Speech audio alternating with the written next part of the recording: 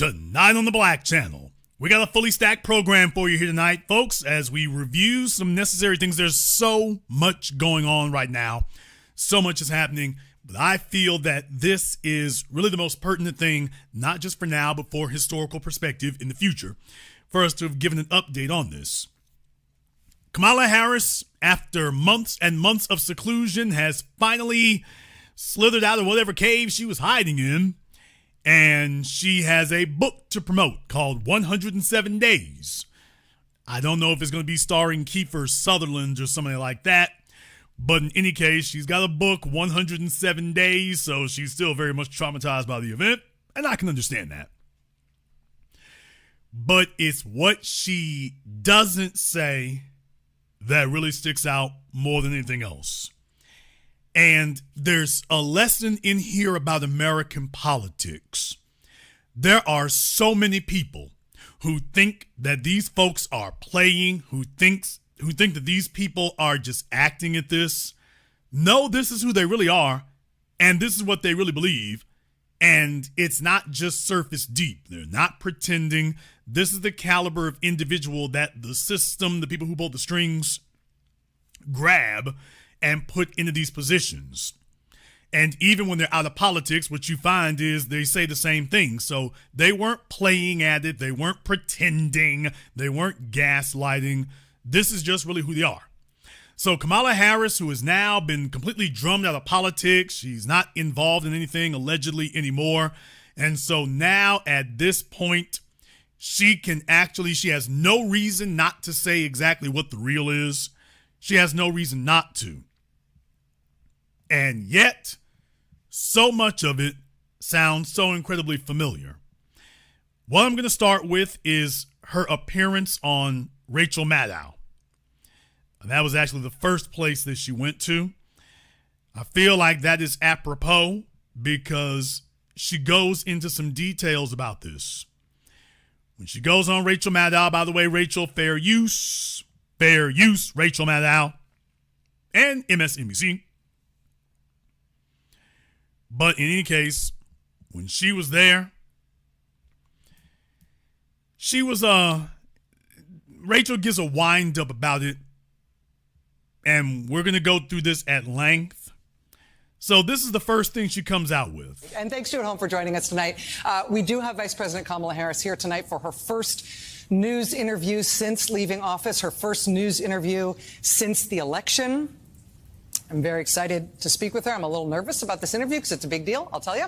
I do have one thing to tell you, though, separate and apart from that, before we get started. MSNBC has just today announced that my new documentary is going to be airing here on Friday, October 17th.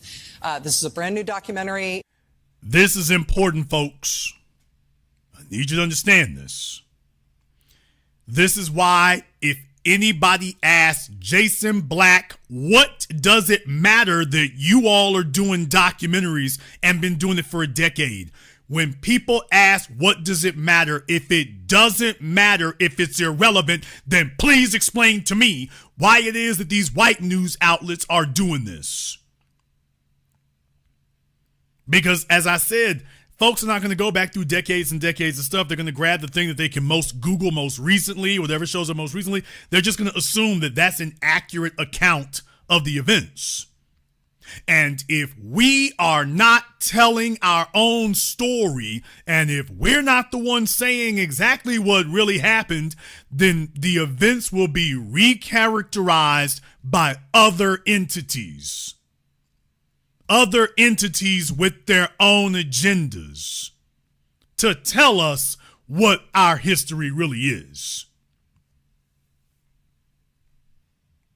That's the point. So I want you to keep that in mind. Next time somebody tries to say that there. The next time somebody tries to do that, that's going to be an issue. Understand? I've made, it's called Andrew Young, The Dirty Work.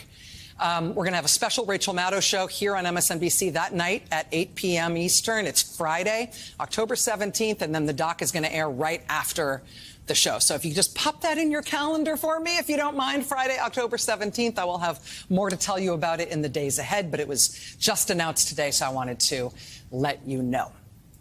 That said, tonight we are going to be speaking with Vice President Harris.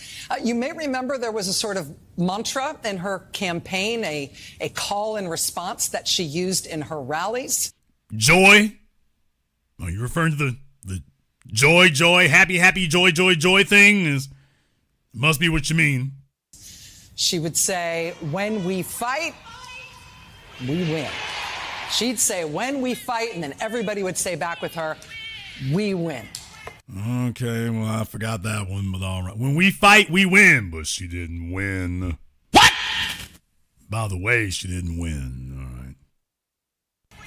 And of course, what everybody knows now very much all too well is that she did not win the election. And her new book is about that. The new book is called 107 Days. It comes out tomorrow.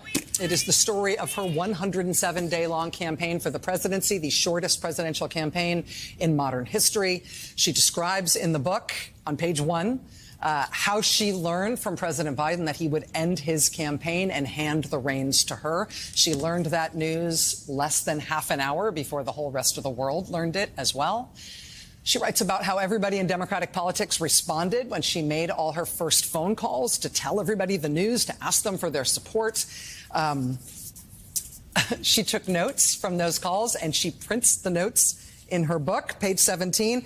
Bill Clinton says, "Oh, my God, I'm so relieved. Send me anywhere. Make this your own campaign." Hillary Clinton, "We'll do whatever we can. We'll jump on a plane. We'll get on Amtrak." Jim Clyburn says, "Let's go. I'm all in." Roy Cooper, governor of North Carolina, says, "Before you say anything, I'm all in." Pete Buttigieg says, "You are going to be a fantastic president." Mark Kelly, the senator from Arizona, Vice President Harris writes, quote, "He tweeted his endorsement even before I reached him." So far, so good, right? But not all the calls went like that. And this is the kind of campaign book you might diplomatically call candid, which means it is not all nice. Oh, really? Really? And so we also get Vice President Harris's notes on the other responses she got. Wait till you hear this part, folks. Gretchen Whitmer, "I believe you will win, but I need to let the dust settle. Talk to my colleagues before I make a public statement." President Obama says in part, quote, "Michelle and I are supportive, but not going to put a finger on the scale right now. Let Joe have his moment. Think through timing." Nancy Pelosi says in part, "It's important that there's a process. We have a great bench. We should have some kind of primary, not an anointment." Bernie Sanders says in part, quote, "Please focus on the working class, not just on abortion." J.B. Pritzker says, "As governor of Illinois, I'm the convention host. I can't commit." You see all these folk backing off now. By the way, you saw what happened. All these people backing off. Actually, we should have some kind of primary. How'd that go? Great bench. We should have some kind of primary, not an anointment. Bernie Sanders says in part, quote, "Please focus on the working class, not just on abortion." Well, Bernie's sage advice obviously fell on deaf ears. Folks, now she's coming out and admitting what she was told. She's coming out and finally admitting what she was told. And she's like, yeah, Bernie Sanders said, hey, focus on the working class, which means economics, not just on abortion. What did she focus on? A woman who has no children and never had any children and can't have any children. And she became Kamala Abortion Harris. That was what she was running on.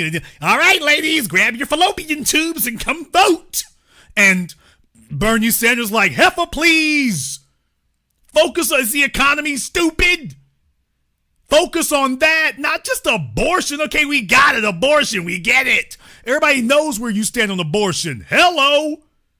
And will someone please tell me how many dehydrated wombs that she was able to motivate to come out and vote for her?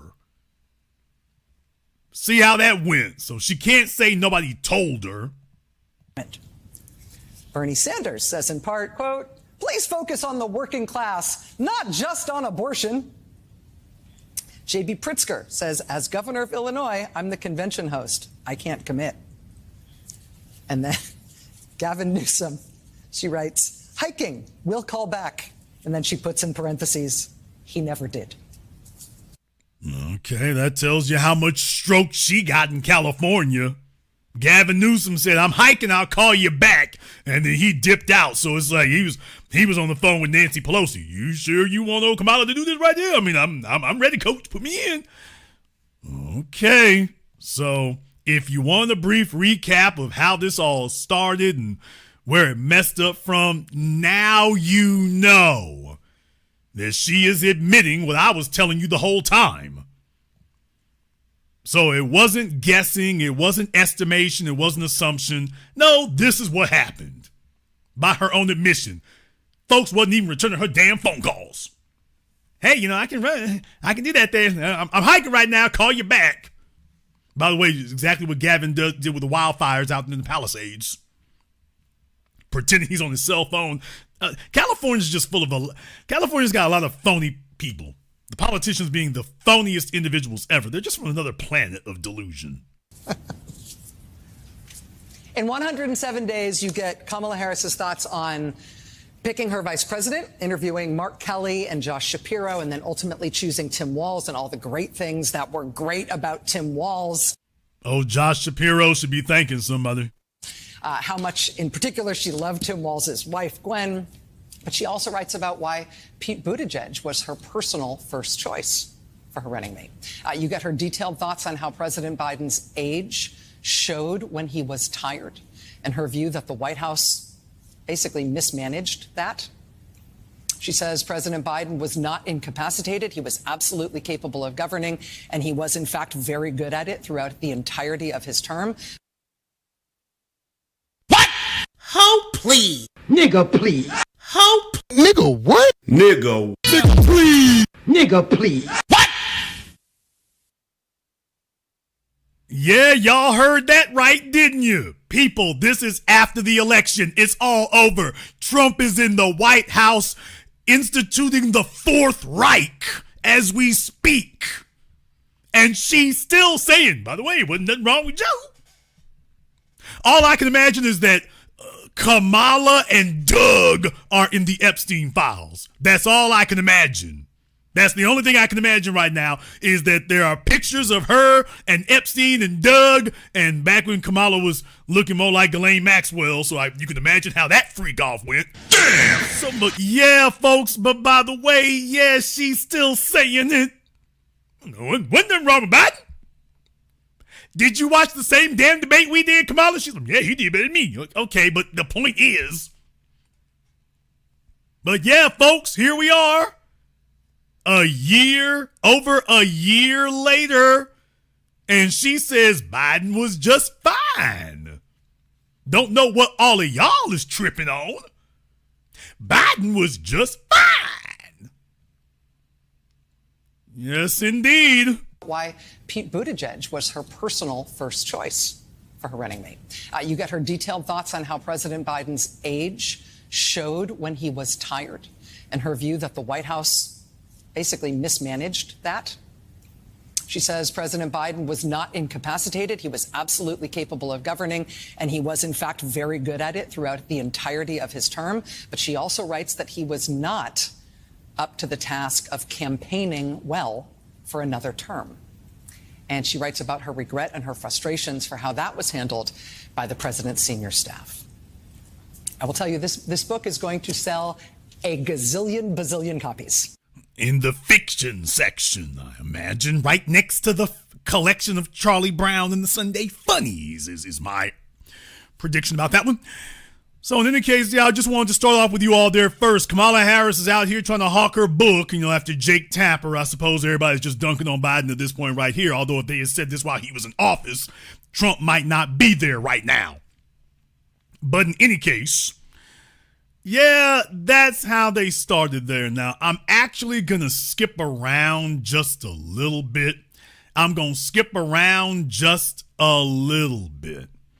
Because there's some stuff I want to touch on here first. I want to go forward a little bit here so we can talk about some different stuff here, because you want to talk about somebody who don't get it. As I said, the race is over. She been out. Whole new administration wreaking havoc across the 7 seas in the Trump administration. And Kamala Harris ain't stopped yet. I don't know what it is about California that it just cultivates bimbos and ditzy chicks, but she hasn't stopped, people. If you think she's done with the word salad and everything and talking all silly and stuff, if you think she's become a deeper thinker, oh, hell no. Running for re-election, 3.5 months from the election, decides not to run. The sitting vice president enters the race against a former president of the United States who's been running for 10 years with 107 days to go. And it ended up being the closest presidential election in the 21st century.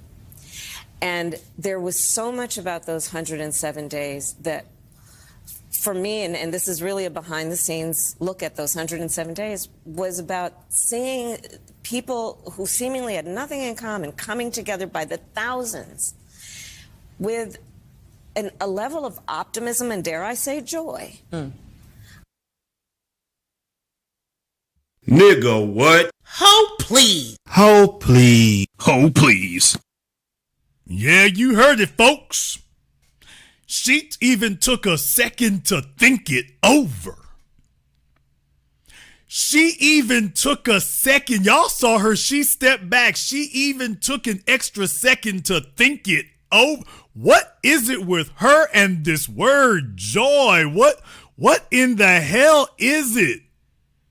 She stopped to take a second. Oh, there's a still picture for the ages. Let me go ahead and screen cap that right quick. Oh, there's a screen capture for the ages. Jason, you're just mean. Okay, well, in any case, I'm screen capping this right now. I'm like, oh, there's a good one. I want to hold on to that one. But in any case, yeah, her and this word joy. Thousands with a level of optimism and, dare I say, joy. So, yeah, folks, if you thought that she had wisened up, if you thought that was a word given to her by other people, if you thought that that wasn't maximum cringe, if you thought she was over the cringe, oh, hell no, she still thinks that's a winner. People, she still thinks it's a winner. This is like a 21st century Woodstock chick, y'all. It's just, she's really super groovy. She burns the sage and the incense, and she just has not caught up with reality. She believes that mess that the folks around her say. And so, yeah, she took a second to think it over and said, you know what? I really need to talk about joy. All right. Well, let's get to the next part here because, of course, it wouldn't be Jason. You took all the notes. Y'all know I do. Let's go to the next part right here. Oh, Rachel Maddow is going to give us a brief reminder of something. To that, since this part of the book has come out, if you've had any reflection on that, or I guess Otherwise, but there are these moments that we should also take note of. Yes, and there have been, to that point, there have been multiple Trump-appointed U.S. attorneys who have resigned or left office under these circumstances. Yes, they have. Yes, they have. Let me ask you a politics question. I mentioned in the intro tonight that you say in the book really bluntly that your personal first choice for your running mate would have been Pete Buttigieg, and you praise him effusively. You say yeah, because we all know Mayor Pete would have been a winner. We all know the only reason she didn't get to the White House is because Mayor Pete, of course, obviously, yes. Would have been an ideal partner if I were a straight man. And you say effectively that demographically it was too much to ask of the American people to ask them to elect you with him as your running mate. I wonder if his reaction to that, since this part of the book has come out, if you've had any reflection on that, or I guess I'd ask you to just elaborate on that a little bit. It's hard to hear. Yeah. With you running as, you're the first woman elected vice president. You're a black woman and a South Asian woman elected to that high office, very nearly elected president, to say. Now, I want you to remember that. So Rachel Maddow comes up here and reminds us that Kamala Harris is a black woman and a South Asian woman, and that kind of flim-flam garbage talk and babble is the reason that Donald Trump is squatting in the White House as we speak. That mess plays good at the LGBT clubs and enclaves of cities like New York that have the luxury of sitting around and pontificating and esotericizing whatever your particular form of kink is.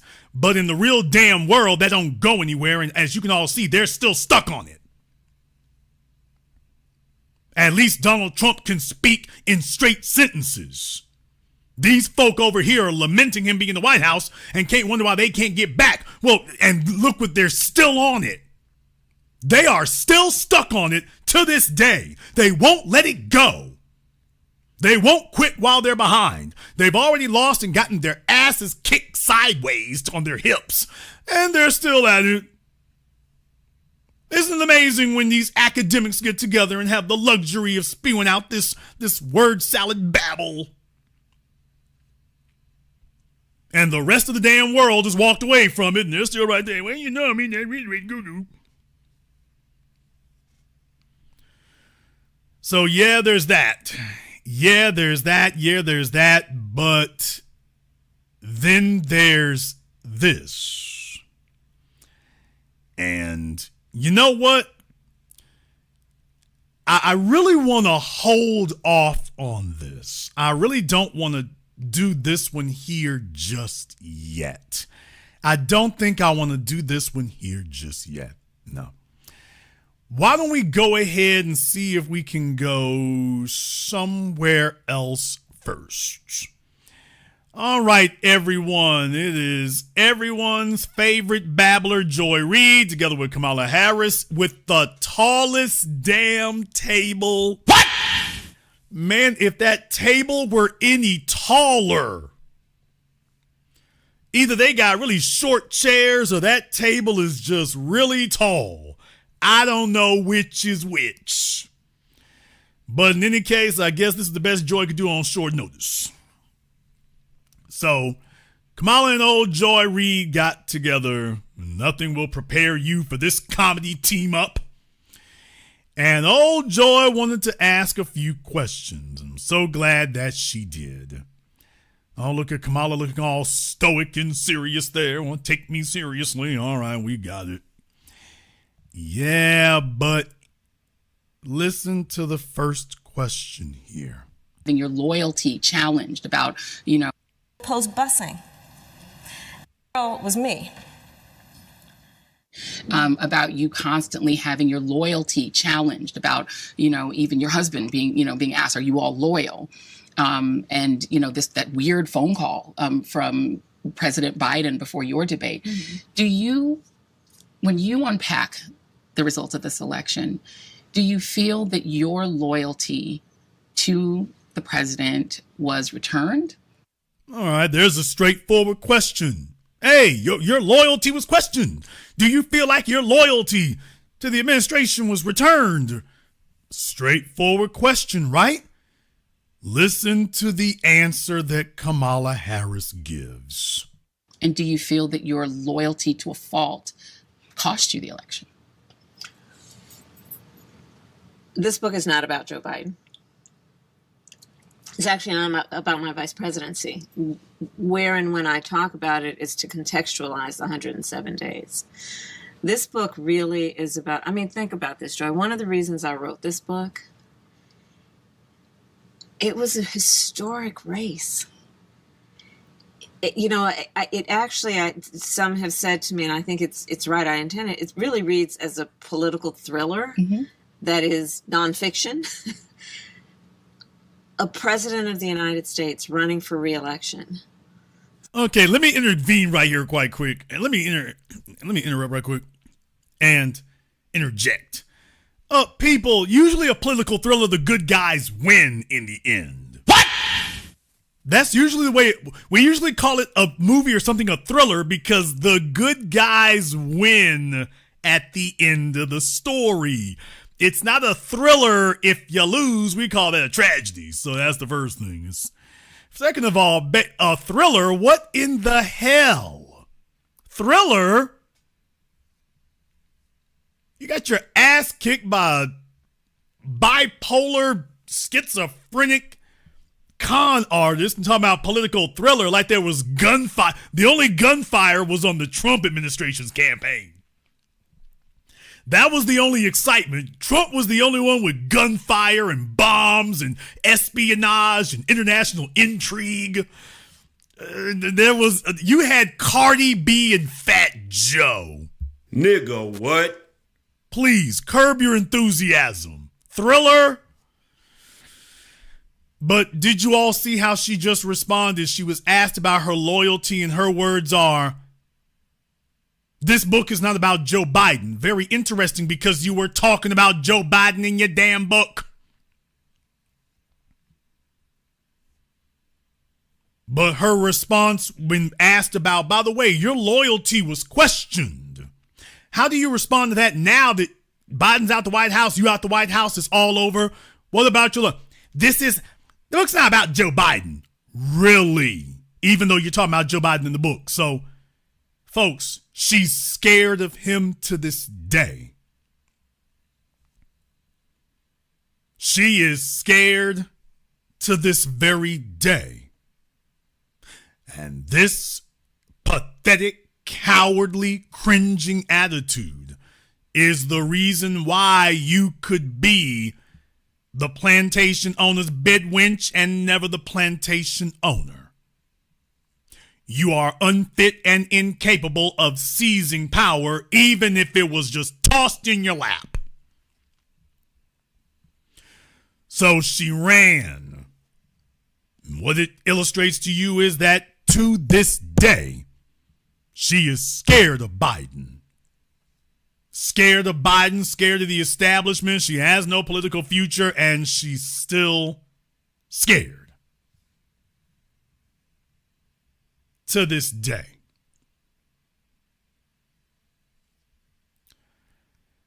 Now, I'm going to skip forward here, and this will have us go back a little bit as well. Because boy, oh boy. Now, she dodged the other answer there, but she probably should have dodged this one too while she was at it. But she doesn't. She gets asked about Donald Trump saying that she wasn't black. And Rachel Maddow also asks that question too.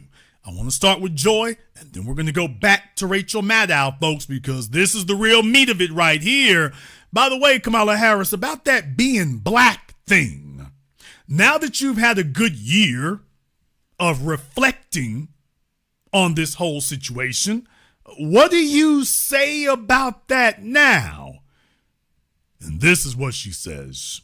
See this, right? Yeah, you're right. And so in that case, you had David Plouffe literally saying to you, people hate Joe Biden. And you've got to get that through your head after that incident, right? Yeah. And there was another instance. I mean, there was, Donald Trump going to NABJ and saying you weren't black, which, I think as a black woman, you're like, come on, people, I'm an AKA. You're an AKA. You're like, you're an AKA. Come on. I was born black. I'm going to die black. Right. But I mean,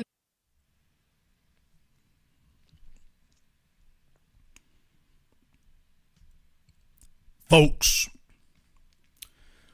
one of our long-standing issues is biracial insincerity. You can't fake your way through this. You cannot fake your way through this. This isn't something you get to throw a slogan or a bumper sticker at. And when you got places like California, Florida, Colorado, New York, you got a lot of biracial insincerity that floats around these places. And when they're from the black folk, they talk they talk a certain kind of talk, but the insincerity is just bleeding out of them.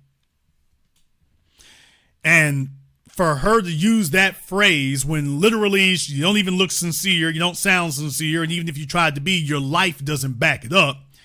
I just wanted you all to hear that right there, that, by the way, yeah, that's the best she could come up with. BJ and saying you weren't black, which, I think as a black woman, you're like, come on, people, I'm an AKA, you're an AKA, you're an AKA, come on. I was born black, I'm gonna die black. Right. But I mean, was there too much of a presumption that people understood that? That conversation continued to happen inside of the black communities. You were in community talking about, do you feel like maybe... Oh, let me back that up right quick. Oh, look at Kamala's face. Oh, you can see her soul cracking. If you can find it. You all can see her soul is deteriorating right here in real time. She don't know what to do with this. She has no damn clue what to do with this. And Joy's trying to talk like, come on, girl, you get it. You get it, you're black, right? Right? I mean, you get it, right? Right? You're black, right? Right? You get it, right? Kamala does not have the intellectual language to speak. She doesn't know what to do here. And it's all over her face. That's why Joy is trying to tear up. Do you feel like maybe just not assuming that people understood your background as a daughter of immigrants, your background as a black woman, that maybe, you know what, let me just go ahead and explain this? Well, as I have written about, I believe very strongly that we have to understand who Donald Trump is. And I talk extensively, for example, about what I did to prepare for my debate against Donald Trump. Kamala Harris. And let's have a good debate. Okay. Folks, first of all, her answer is, well, as I've written about. What the hell are you talking about? You're supposed to just be speaking right now. She's being asked to speak from the heart, and she can't do it.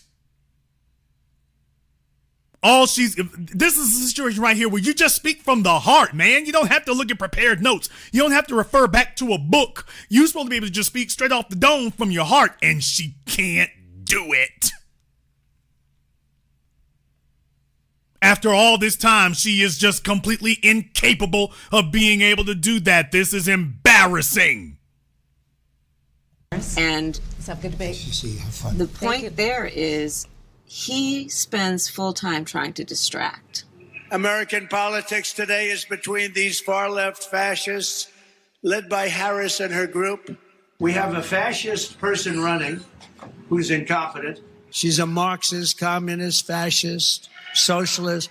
She's not actually a socialist. She's gone past that. Somebody's got to explain this woman. There's a radical left Marxist, communist, fascist. And I was not about to fall prey to the thing he has done continuously, whether it be Barack Obama or Nikki Haley. I was not going to fall into that trap because he didn't want to talk about the fact that he had no plan for the economy. And look today, that's again why we see him doing everything he can to help billionaires on the back of working people. What's going to happen in terms of cutting Medicaid, getting rid of and trying to get rid of the Department of Education, which is about school lunches, about Head Start, firing scientists, basically ending a war on cancer. But people didn't believe he was going to do that. They just believed he was going to send them checks. And he lied to them, and he lied to them. And we told them he... Okay. Now, first I let her talk. Now we're going to back up here and review that. I was not about to fall prey to the thing he... Who's incompetent. She's a Marxist, communist, fascist, socialist. She's not actually a socialist. She's gone past that. Somebody's got to explain this woman. There's a radical left Marxist, communist, fascist. And I was not about to fall prey to the thing he has done continuously, whether it be Barack Obama or Nikki Haley. I was not going to fall into that trap because he didn't want to talk about. Folks, she's talking. Okay. I'm going to be as diplomatic about this as I can. I am. I'm going to be as diplomatic about this as I can. to the ladies in the room, to the females. Ladies, I know how it can be sometimes. You hear these kind of things, and then folks start talking like they're Oprah Winfrey. You start talking about how you're bigger than that. You start intellectualizing this to yourself. Oh, he is being aggressive and insulting and condescending. I will show everyone that I am the better person, and they will all perceive that because I am going to win on a moral victory that I will not be drugged down to your level. And I win, see? And we know when the ladies get together, y'all start talking about that. Oh, good for you. You didn't get drugged down to their level, drugged down to their level, drugged down to their level. And what happens here, I want you all to understand something. I want to teach you something about politics. Donald Trump understands politics at a level that these other folks really don't, because he has had to be a constant, persistent salesman. A salesman has a sales pitch, but they also understand messaging. I remember I had to remind you all, why did Donald Trump win in 2016? Very simply, can you tell me what Donald Trump's campaign platform was? Yes, you can. Build that wall, drill, baby, drill. Now, tell me what Hillary Clinton's campaign platform was in 2016. Nobody knows. Can you tell me what Donald Trump's campaign slogan was in 2016? Make America Great Again, MAGA, red hats, white letters. Does anybody remember Hillary Clinton's campaign slogan in 2016? I'll give you a hint, she had two of them.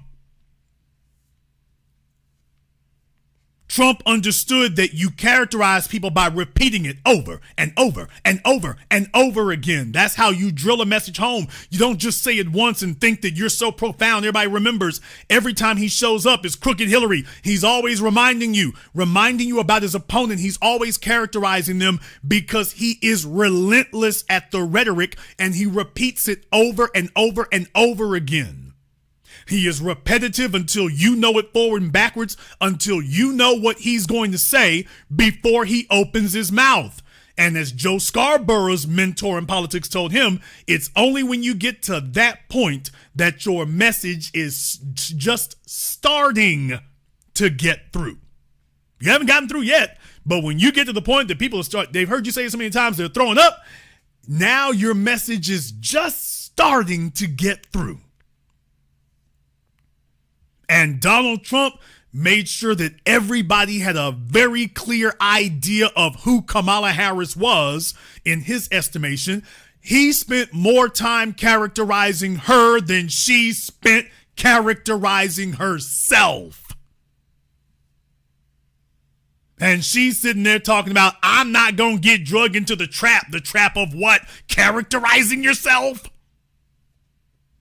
Okay, well, if you don't do it, your opponent will.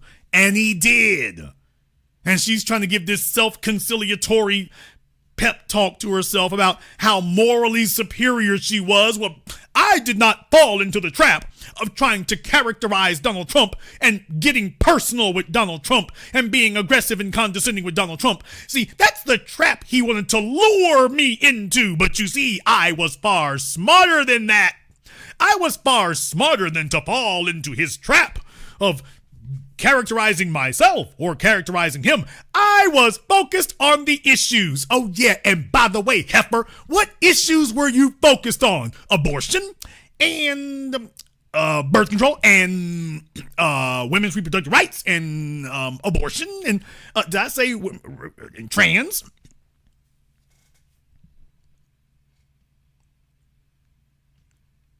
So even to the extent that she didn't get, quote, drawn into the trap of going back and forth with Trump, okay, how did that go? I focused on the issues. Trump wasn't focusing on the issues, and that's what Trump wants to do. He wants you to not focus on the issues. Okay, ma'am, and how the hell did your game plan work? Yes, and illegals. Of course, she was all about illegals. We need 100 million more illegals so that she'll feel at home. What? Oh, please. We need 100 more million illegal aliens so Kamala Harris can feel like she's at home. She doesn't feel comfortable enough yet. So she's like, if only we had a couple of 100 more million illegals over here, I'd feel a lot more comfy. My kind of people. So I want you all to understand that she thought this was a stroke of brilliance and that she was executing a moral majority masterstroke. Yes, indeed, she didn't get pulled into the trap of defending herself and characterizing herself, or much less fighting back against Trump. I want y'all to understand, she didn't get pulled into the trap. Maybe she would have been better off if she would bees in the trap. Damn! Maybe if she spent a little more time bees in the trap, it might have worked out a little bit better. So, yeah, she's sitting up here, fem-splaining. I am the better person. I didn't fall. He thinks he's going to name call, and I'm not going to fall for that. It's like, is this woman serious? Are these real answers? So that's what she went for there, folks. People, if you understand that when somebody is trying to characterize you and somebody's trying to bully you and somebody's throwing name calling and stuff, that you're supposed to respond at least by defending yourself, give me the black fist emoji in the chat room and hit the likes button for me. So for 3,600 people in here live, folks not liking the program here tonight, I guess we got some lingering Kamala Harris supporters who are kind of sore about it. But if you all understand the importance of defending yourself, give me the black fist emoji in the chat room and hit the likes button for me if you're liking the program. If not, okay, we'll do something else. That's fine. We got a lot of Kamala Harris supporters that are like, I'm concerned about that. Okay. But there's a reason why I'm bringing up Kamala Harris tonight. There's a reason why I'm doing it. There's a reason why. Now that I've said that, now that I've gotten you there, now we can go back to Rachel Maddow. Now we can go back here, and Rachel Maddow has a few words to say about that as well. And if you thought that Kamala Harris's answer to Joy Reid was awful and embarrassing, you ain't heard nothing yet. Wait till you hear what she says to Rachel. I think helps a lot, given that there's a lot of this to have a sense of difficult material. Yes. I'm going to read something where I have to bleep myself in the middle of reading it out loud, sort of. This is the part when Trump told an audience, National Association of Black Journalists told them that you happen to turn black and that you now wanted to be known as black. You say, on the plane that day when I first heard about Trump's remark, we patched in Brian Fallon, your senior advisor, communications advisor, on a call to strategize a response. Brian wanted me to punch back with a big speech about my racial identity, like the one Obama had given. I was so pissed that I didn't hold back. Are you effing kidding me? I was not about to take Trump's bait. He lies all the time, I told Brian. He throws out outrageous statements to distract from the real issues. Quote, today he wants me to prove my race. What next? He'll say I'm not a woman and I need to show my vagina? I don't even know if I can say that. Brian, on the other end of the phone, fell silent. I imagined the deep crimson of his blush. So let me get this straight, people. Kamala Harris, over a year after Joe Biden dropped out of the race and she dropped in, she was more aggressive with one of her campaign aides than she was with her opponent, Donald Trump. I want you to think about that for a few moments. Now, this guy they're talking about here, Brian Fallon, I believe I have a picture of Brian. Yes, I believe this is Mr. Fallon himself, Mr. Brian Fallon. And do you see what it said? Trump challenged her race. He challenged her on that. And he was like, hey, he's teed you up. Just do what Obama did when he got attacked on race. Just do that. Don't run from it. Run to it. That was the advice that he gave her. Don't run from the racial thing. Don't run from it. Run to it. Take it head on. Obama won the White House and did it. Take it head on. So there were people around her who said what I said. There were people around her who gave her this advice. And she flat out told them, are you kidding me? I'm not going to take the bait. And we all know the reason why she said that. It wasn't because she felt like Trump was throwing out bait. It's because she knew she was incapable of doing it. She knew that Trump had her number, and Trump knew it too. She knows that she is so damn awkward and so damn clumsy and so damn out of place talking about being black that even when it's challenged in front of her, she doesn't have the mental vocabulary to even articulate or defend herself as a black person, which should be the easiest thing in the world to defend. When you're running for office, you have to defend your record. You have to defend your politics. You have to defend your economics. So defending yourself is a part of politics. And when she was challenged on her blackness, she said, I don't have to defend that. When the truth is she was scared to death and knew she couldn't defend it. She doesn't know how. She's not comfortable in a room full of black folk talking about being black. She sleeps with a white man. Okay, be that as it may, but you lost the black race. She is comfortable with a biracial, non-black life. She doesn't even have the vocabulary to speak of a black existence. And Trump knew it. He's hired enough jigaboons, coons, and sellouts. He knows all of you are the same. And he was right. So he knew he could check you and pull your whole card, and he knew that he could beat you with that and that you would never respond. And he was right. You were scared to speak because you were afraid that one statement would lead to another and one question would lead to another, and you would jump your ass up talking about some damn collard greens in the tub. Nigga, what? Nigga, what? Nigga, what? You know full damn well that's the best you could do. You would have to try to fake your way through it. And you'd probably come out with something worse than the collard greens in the bathtub bit. You tried to be a civil rights icon. I was 2 years old saying, freedom, get this heifer out of here with your 2-year-old lie.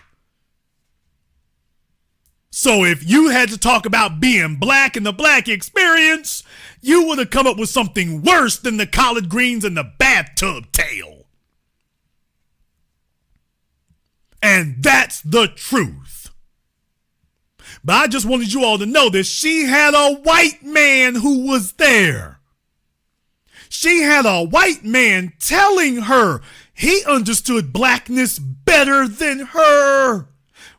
I guess because he's never had to actually actively deny it. Kamala Harris has lived a life where she has actively denied it.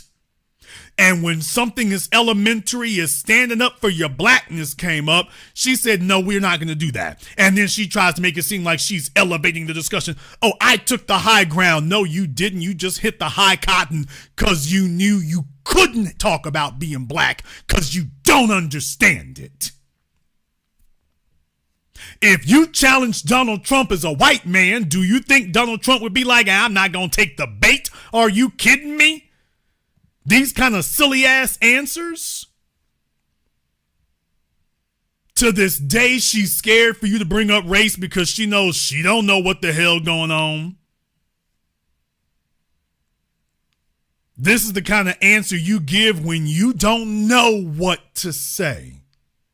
And it's not just because of one response, people. Remember, if you give one response, it leads to another. If you give one answer, it leads to more questions. So you can't be ready for just one question. You have to be ready for the 3 or 4 follow-up questions.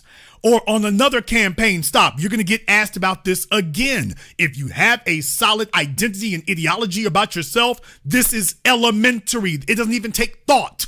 But if you've lived your life not as black, but as a biracial at best and a South Asian at worst, cosplaying as a black female, well, then you've done that this whole damn time. You don't know about the black experience, and you don't even know how to fake your way through it.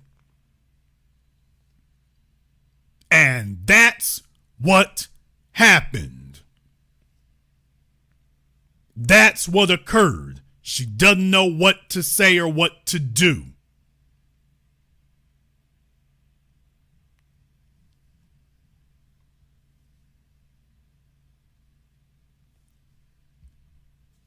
And as a result, you allowed Trump to swing and you didn't swing back, and you thought that Roland Martin and a bunch of folks on social media were going to be your defense force, and it doesn't work that way. If the candidate won't defend themselves, the candidate's going to get beaten to death, and that's what occurred. Real issues. Quote, today he wants me to prove my race. What next? He'll say I'm not a woman and I need to show my vagina? I don't even know if I can say that. Brian, on the other end of the phone, fell silent. I imagined the deep crimson of his blush. All right. So first of all, you made me say it. That really happened. Yes, but how do you decide? I mean, in the moment, particularly when it's so ridiculous, it's funny. How do you decide when to not take the bait and stay off the terms that he's trying to set for the debate, and when to punch back? What did you learn about that in the process of going up against him? So, Earl, I also talk about, the first 2 weeks that I was the top of the ticket, we had no polling, because no polling had been done on me. So it was my gut. Yeah. And so I came up with this speech that actually was about, I was a prosecutor. I dealt with people who engaged in sexual abuse. I was attorney general. I took on people who engaged in fraud, on and on and on. And so I know his type. I remember this line, yeah. And because there is, there's something about in the English language that phrase, I know his type, that does a lot of work for you. Because it's something we all relate to, whether it was that boss, it was that person, whatever.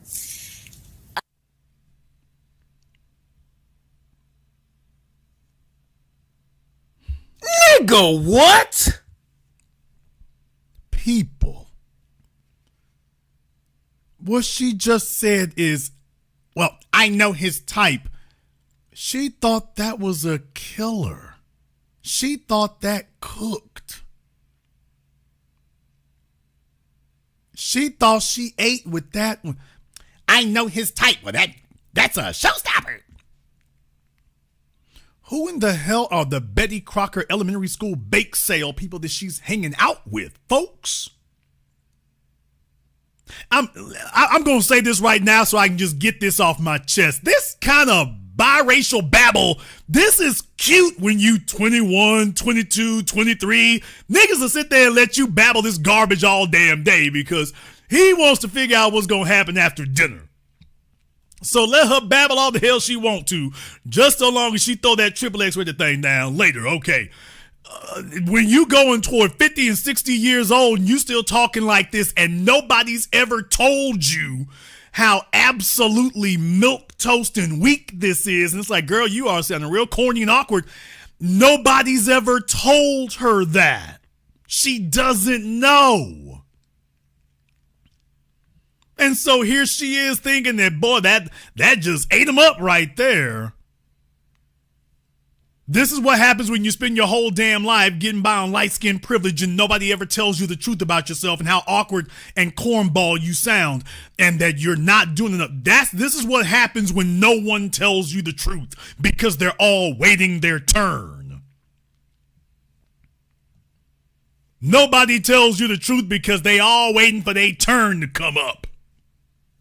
And they don't want to ruin their shot. So no one's going to tell you what the deal really is. And then later you try to wing it on your own and you don't have the vocabulary to get through here. She thought she did great. You heard her. I relied on my gut. Baby, you don't have one. You don't have a black gut to rely on. You need to rely on this white man over here. Oh, Brian over here, he's got more of a black gut than you do. You need to rely on him. And she's like, no, I'm not going to do that. Okay, race is over. Brian, just keep cashing your checks because she's not going to make it. She's not going to make it. About in the English language, that phrase, I know his type, that does a lot of work for you. Because it's something we all relate to, whether it was that boss, it was that person, whatever. I know his type. And so the character that I knew I was running against is someone, because he has shown it also. I mean, he did it with President Obama. He did it with Secretary Clinton. He throws this stuff out that he thinks will be an individual's weakness or Achilles heel. And it was for you. It was. With the intent to distract from the fact that, as it was in this campaign, he had no plan for actually bringing down costs and prices for the American people. He had very few plans for what he would actually do that was about the American people and not about an execution of his vengeance on his enemies. And I would. All right, folks. Let me try to give this to you in an analogy that you can understand here, to put this in its proper context. It's like if you go to two mechanics. It's like if you go to two mechanics and you go to the first mechanic Donald, and he tells you, oh, you don't want mechanic Kamala working on your car. You see, she's a whore and a slut. She entertains Johns in people's vehicles. What? Yeah, if you let her work on your car, she's going to be prostituting herself in the backseat of your car, man. She's probably going to see if she can pawn it. You know, so that trust me, leave it with me, bruh. This is where you want to be. And her response is, you see, the problem is Mechanic Donald, he's trying to distract you from the fact that he doesn't know how to work on cars. I know how to work on cars much better than he does. Okay, so just understand, he doesn't know how to work on cars, and he's trying to distract you. You see, he doesn't want you to think about. Well, ma'am, have you ever done street worker work? Well, a long time ago, but don't worry about that. Just understand, he's trying to distract you. Wait, hold on a minute. Do you see what the problem is? When someone accuses you of that kind of stuff, the correct answer is not, you know, he's just trying to distract you from what he can't do, right? So wait a minute, hold on. Is what he said true? Wait, stop. Is he telling the truth about you? Is that an accurate statement? Of course not. Okay, well, what's the truth? Let's not get bogged down into that. We don't want to fall into his trap. Okay, listen to me, your ex-wife, listen to me. We do not want to fall into this trap. Focus on what I'm saying and do not fall for the trap. And he's like, wait a minute, hold on. Is he telling, wait a minute, so you gonna have dudes in the back of my damn car?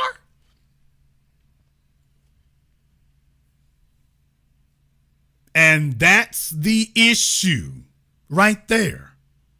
Folks, when people lob accusations like that, the correct answer is not, well, you know, he's just trying to distract you because, okay, you're identifying he's trying to distract people, but you haven't refuted what he said. When you say something that huge and that egregious, you can't just let that sit there. People, when somebody says something that outrageously egregious and that outrageously atrocious about you, you can't just let that sit. You're supposed to be like, all right, ordinarily we keep it civil, but damn that tonight I'm about to go viral. And she was just like, oh, well, it's not that big of an issue. Well, if it's not that big of an issue, if it doesn't matter to you, then none of us trust you to stand up for us because you won't stand up for your damn self. So with the analogy I just gave you there, that's what that's like. Okay, he doesn't know how to work on cars. Okay, but is you prostituting in cars? Is that what you do?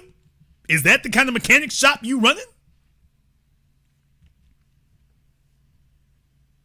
And I asked you, is that the kind of mechanic shop you run in? You talking about let's not get bogged down in that. Let's not get bogged. No. This is the perfect time to get bogged down. No. Let's get bogged down for just a moment here and find out what's going on. People, please remember the election is over. She's had a year now since she started campaigning last year. She's had a year since then and 9 months since the election to know about all this. She's had damn near a year after the election. It's been almost a year since she lost the election, and this is the best she can come up with all this time later. I want you to get that through your heads. This is what she's come up with after months and months of careful preparation and deliberation and conferring with people and a ghostwriter and a publisher. And this was the best she could do. For actually bringing down costs and prices for the American people. He had very few plans for what he would actually do that was about the American people and not about an execution of his vengeance on his enemies. And I wasn't about to fall for that bait. And the stakes were too high. The stakes were too high. You can't get in the gutter with that guy because that is the way that he distracts from the fact that, for example, right now, he promised the people who voted for him that on day one he'd bring down prices. And I do believe, Rachel, that's one of the main reasons that the people who voted for him elected him because they believed he would do it. He lied. We're now. So she's trying to tell us that she's got moral superiority. First of all y'all bastards lie. That's the first thing. So calling another politician a liar, baby, that does not elevate your status. All of y'all lie. You got a pretty good damn track record of it yourself. But people, she's still telling you that she's morally superior. I mean, that's what she's still doing. Still. It's outrageous. She's still babbling and rambling on about why she's got the morally superior position. People, what good is moral superiority when you lose? If her philosophy about how to pursue this were so damn accurate, then how the hell did she end up losing so easily? And let's be very, very clear. She lost that election. Remember, in August of 2024, Kamala Harris was up 10 to 20 points in every poll. Remember, we covered all that. And I was so glad when I saw it. Remember, for those of you who were here last year, I reminded you all that this was exactly what I wanted. My biggest fear was that when Kamala Harris got given the position of running for the Democrat Party, that she would be behind in the polls and that they would just say the problem was she was never given a chance to win. That is not what occurred. For over a month, she was ahead in every poll. And I said, good, thank you. This is exactly what we need. Nobody can argue that she didn't have a fair chance to win. It's her election to lose. She had over a month of leading Trump in the polls. Happy, happy, joy, joy. Here come all the celebrities. It looks like damn me Coachella. So she can't say that she didn't have a fair shot and that she wasn't given a fair chance. Remember, she raised over $1 billion that month. She got every chance, every advantage, every opportunity to win. And she was ahead for an extended period of time, right up until she started talking. What? Remember, she wouldn't give any interviews for over a month. Oh, I'm going to keep beating that drum. She wouldn't give any interviews for over a month. She did campaign stops. She did appearances. She brought out the stars and celebrities. She wouldn't give any interviews. As soon as she started giving interviews, I think it was in September, it's all downhill from there. Once she started talking.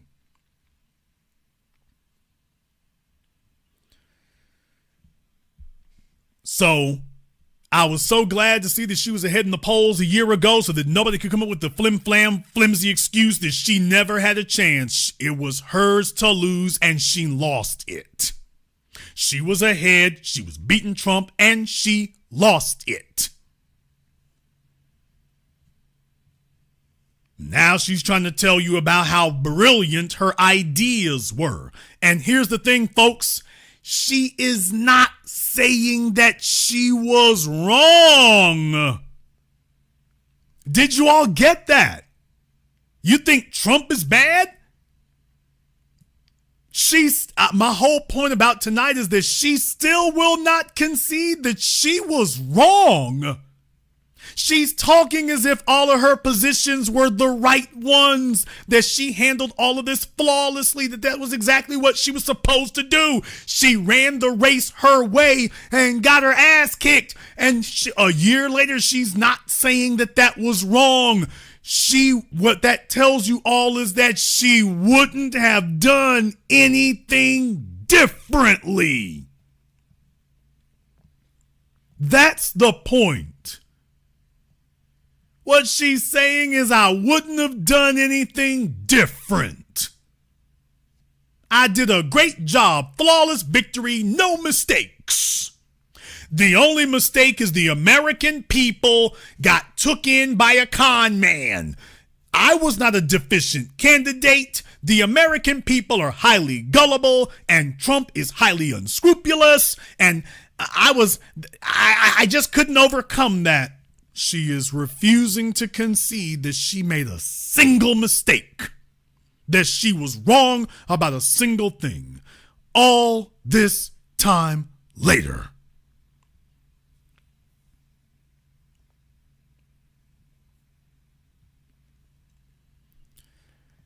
And it is essential that we keep this in front of us. It is essential that we stay aware of this the whole time, because people, please understand something. There's a reason why I keep being repetitive, why I keep bringing up the fossils from the old dead black media. There's a reason why I do that. I do that because I want you all to understand Kamala Harris isn't done yet. Nigga, what? No. People, Kamala Harris is still trying to feel out the landscape. And the strategy is very simple, folks. They're hoping that Trump is such a outrageous disaster that what Trump did to them, they can do to him and the Republicans. That they will not do anything better. They won't do anything differently. They won't change a damn thing. That Trump will be such a colossal car wreck that the American people will scramble for something, anything other than the Republicans. And that she can be the same candidate, and that people will just say, well, something different is better than what we got now. But she's not trying to change anything. And what very clearly by releasing this book, well, Jason, what's the cue that you're looking for that confirms that to you? She's not saying anything critical about any of the other Democrats, particularly Biden.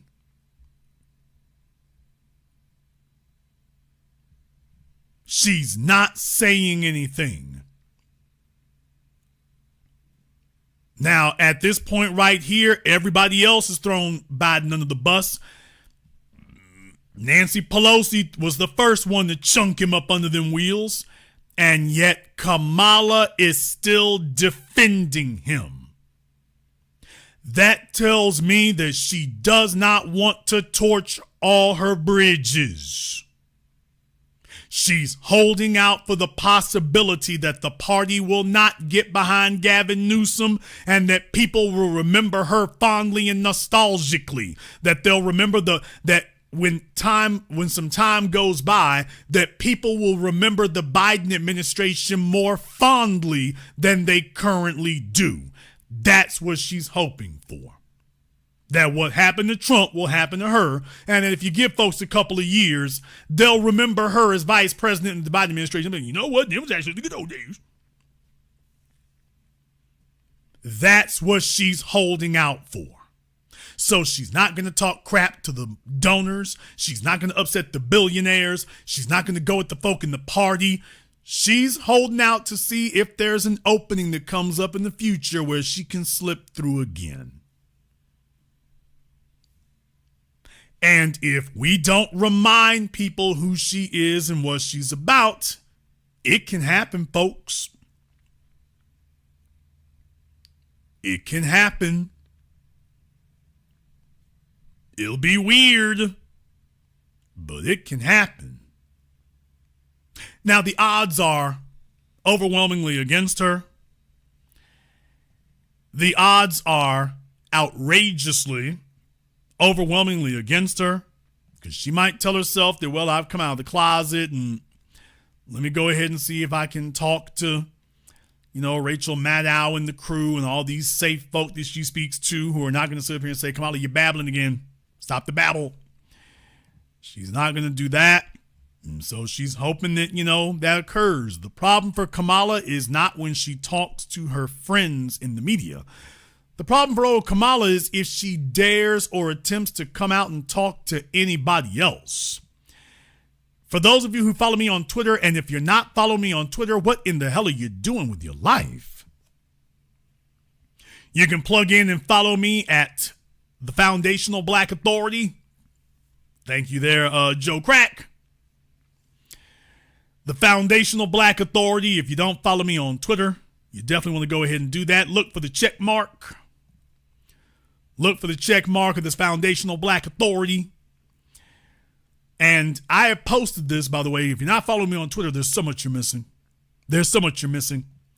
Well, this is Kamala Harris, and on her little book tour here, she was trying to do her little book tour, and what she found out is that, by the way, is people have not forgotten you.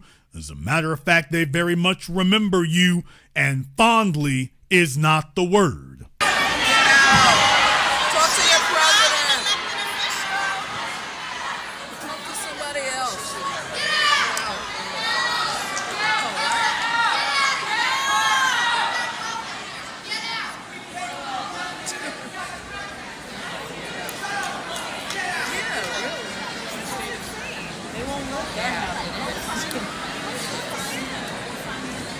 I'm not president right now. There's nothing I can do about it. And there's a reason you're not president right now. Now, there were some protesters there who were still upset over Gaza and the U.S.'s support of Israel for the Palestinian genocide.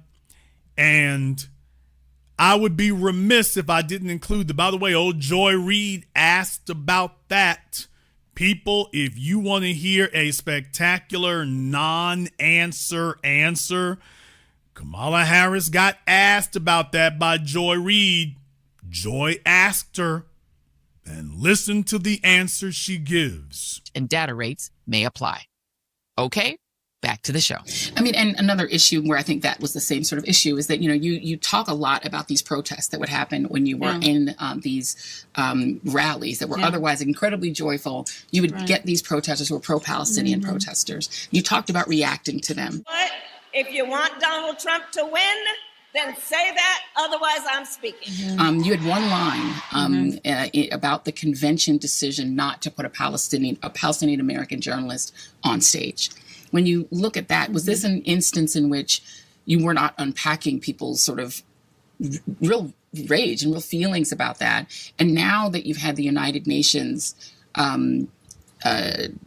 organization confirm that it is a genocide, that Israel is committing genocide, do you go back and relook at your reaction to those protests and to not putting that person on stage? Okay, so Joy Reid says the UN now says that Israel's committed to genocide. Okay, everybody's on the same page now about genocide. Now it's a genocide, right? Well, that's what Joy and the UN say. Listen to Kamala's answer. So, first of all, what's happening in Gaza right now breaks my heart. And it has been breaking my heart. As you know, a year and a half ago when I was vice president, I was the first one, the highest member of our administration to use the word starvation. And the White House was not happy with you. They were not happy with me.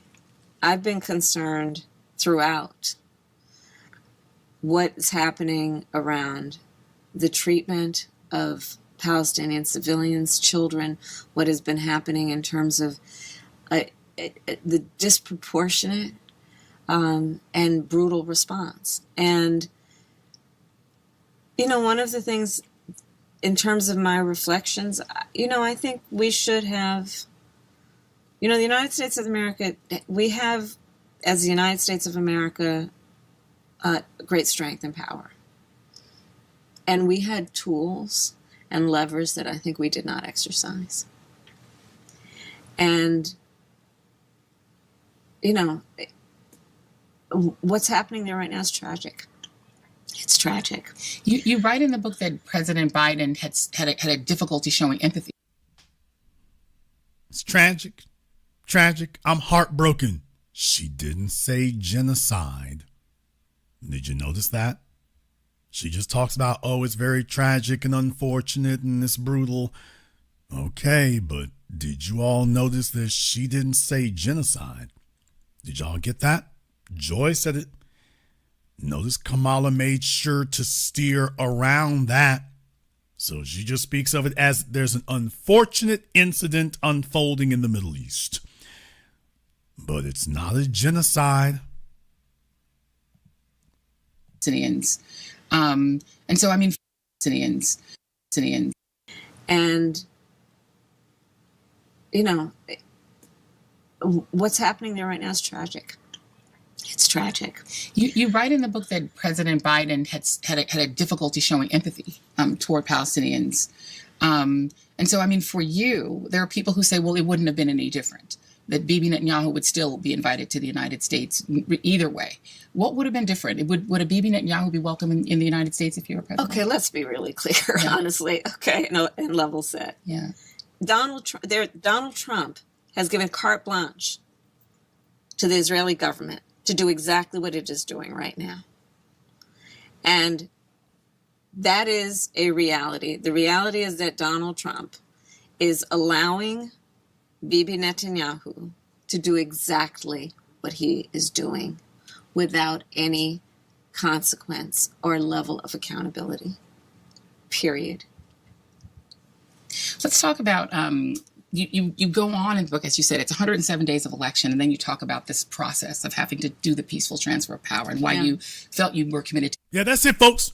I let that part play with Joy talking there to show you that was the end of her response about Israel and the Palestinian genocide. That was it.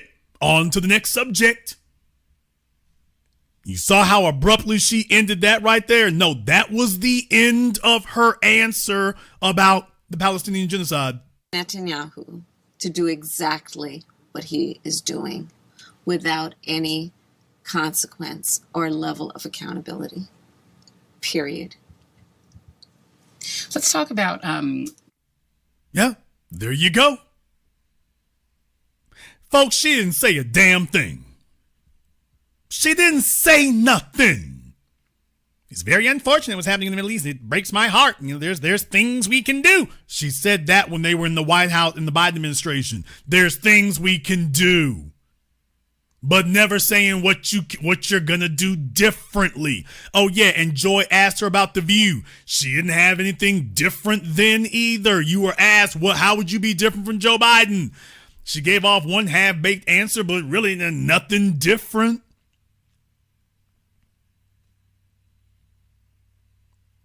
This is what you end up with here. And I bring this up for a reason. You see, the folks who support the Palestinians, they ain't putting up with this nonsense that we've been putting up with for so damn long, where you let folks sit up here and talk crazy, give you non-answers, ramble on for minutes on end, and then you give them an applause for it. You shut this mess down. Hey, I asked you a question, and they start rambling. Hey, you didn't answer my question, dude. I'm not here to get bamboozled. Answer my damn question or no vote. And I wanted to play that for you all so you can see she didn't say nothing. She sat there and talked and rambled and didn't say a damn thing. Once again, confirmation that she's decided to wait a little while longer and see if the field clears up for her to throw her jughead crown back in the ring for another run at the White House.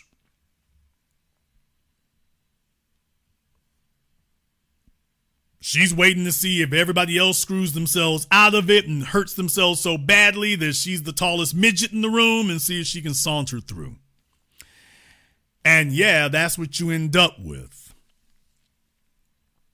I play this because, well, I said at the beginning of the program, so many people think that what they're hearing is misconception, and it's not. These are not misconceptions. That's what I'm trying to tell you. This is not a misunderstanding. This is not a matter of she didn't explain it fully enough or it's out of context or, well, y'all weren't listening closely enough. You heard what she said. People, Barack Obama, when he left office, did Barack Obama concede that he screwed up and did not treat black folk the way he did everybody else? No. To this day, he's still not doing it. I did the best I could. You didn't do anything. Well, that was the best I could do. And I'm showing you Kamala Harris, exact same thing. Well, I did the best I could do. You didn't do anything. You didn't do nothing.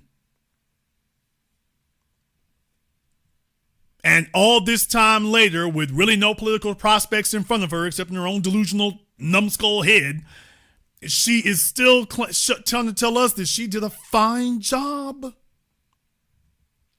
Do you all understand this? She's seen the same 12 months that we've seen, and she is still insisting and holding firm that she did a great job, ran a great campaign. We had a great Biden administration. We were hitting it out the park.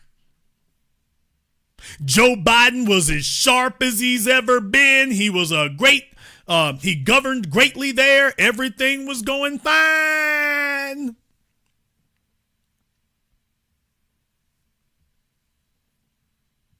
And when asked about blackness and her not standing up and defending it, she's telling you that she was doing us all a favor by not falling into that trap. Meanwhile, Donald Trump gets into the damn White House and says, "All right, let me sit down in this seat here so we can usher in pure, unadulterated white supremacy."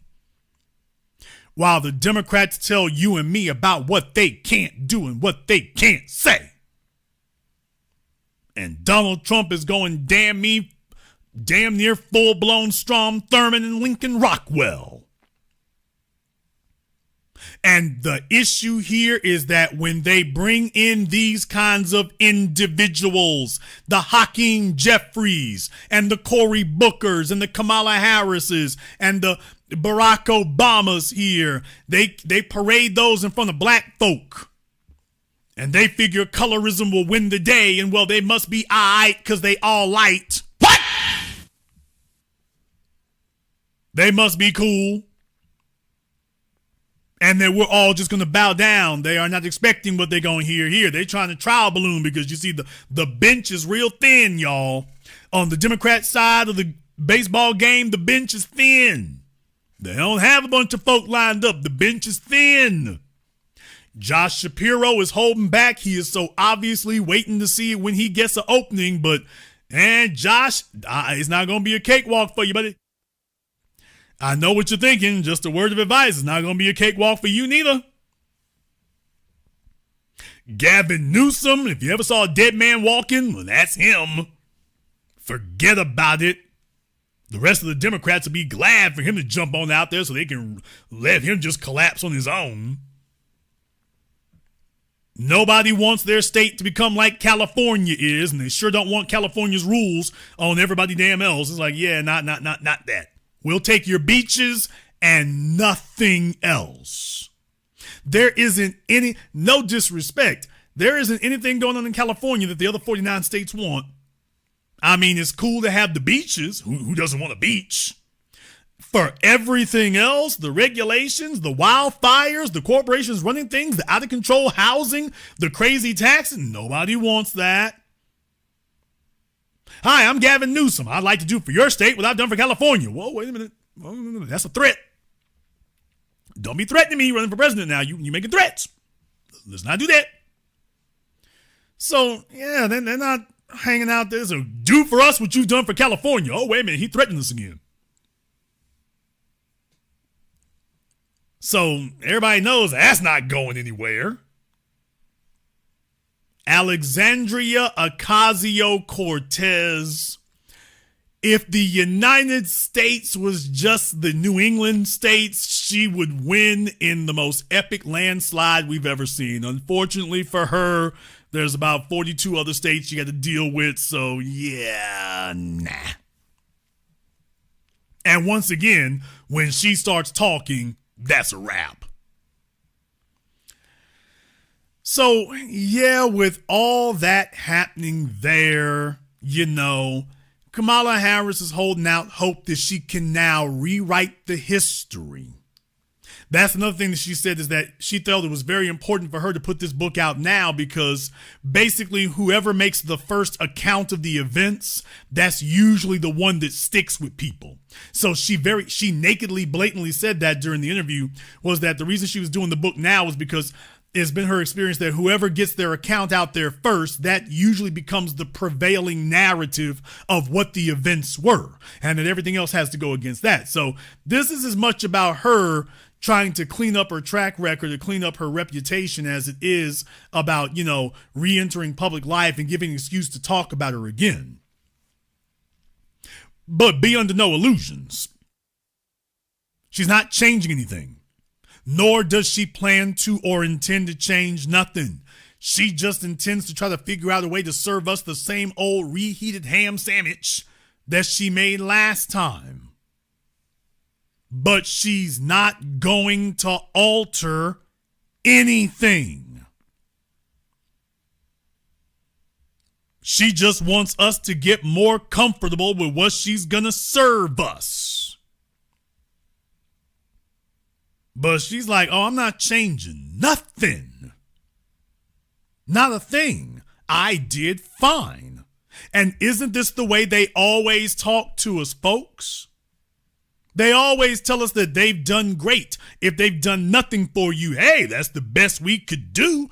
At least we had a conversation. And she's going to tell you that she did fine. No. Seriously, she's saying, I did great. And if she does run again, she's going to run for open borders, illegal aliens, and abortion on every street corner like it's Circle K. That's what she's going to run on and be like, oh, I'm so glad y'all gave us another chance to do that.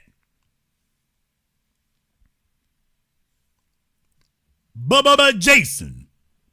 Yes. Jason. Yes. Let me talk. Don't cut me off. Let me talk. Okay. Go ahead and talk. Take a look at how Trump messing up the country. Don't you wish y'all had done something different? Don't you wish y'all had done something different out here? Don't you see how bad it is? Don't you understand what's going on here? Don't you see how y'all let Trump into the White House here and they messing things up? Yes, I can see exactly what's going on. I see exactly what it is. Well, what do you say? I say, this is good. What? Oh, this is good. Oh, I meant every word, every syllable that I said, and I will continue to mean it. Let's be very, very clear here, folks. The Democrats ain't dumb. The Democrats believe in playing both sides against the damn middle.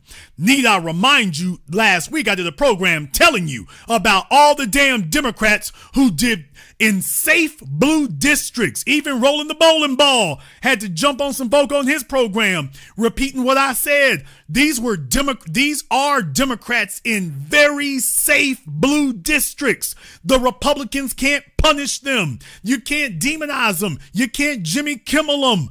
They're very safe in their districts, and they voted to honor Charlie Kirk, which means they didn't do it for votes. They did it because that's what they truly believe. No, they're not cowards. They're two-faced traitors. They support Charlie Kirk. That is their vision of America. They just call themselves Democrats, but they are fellow allies and fellow travelers of the white supremacist establishment. And that vote for Charlie Kirk was to let you know where they stand. But then again, when you went over to the Senate, not only did the Democrats vote for him, it was unanimous. What? Nigga, what? Yeah, folks, I posted out on my Twitter too. The Democrats voted unanimously in the Senate. So at least in the House of Representatives, there were folks who voted no. In the Senate, it was unanimous. Ain't that right, Cory Booker? It was unanimous in the Senate. So there's not a single Democrat in the Senate who can tell you that they don't support Charlie Kirk.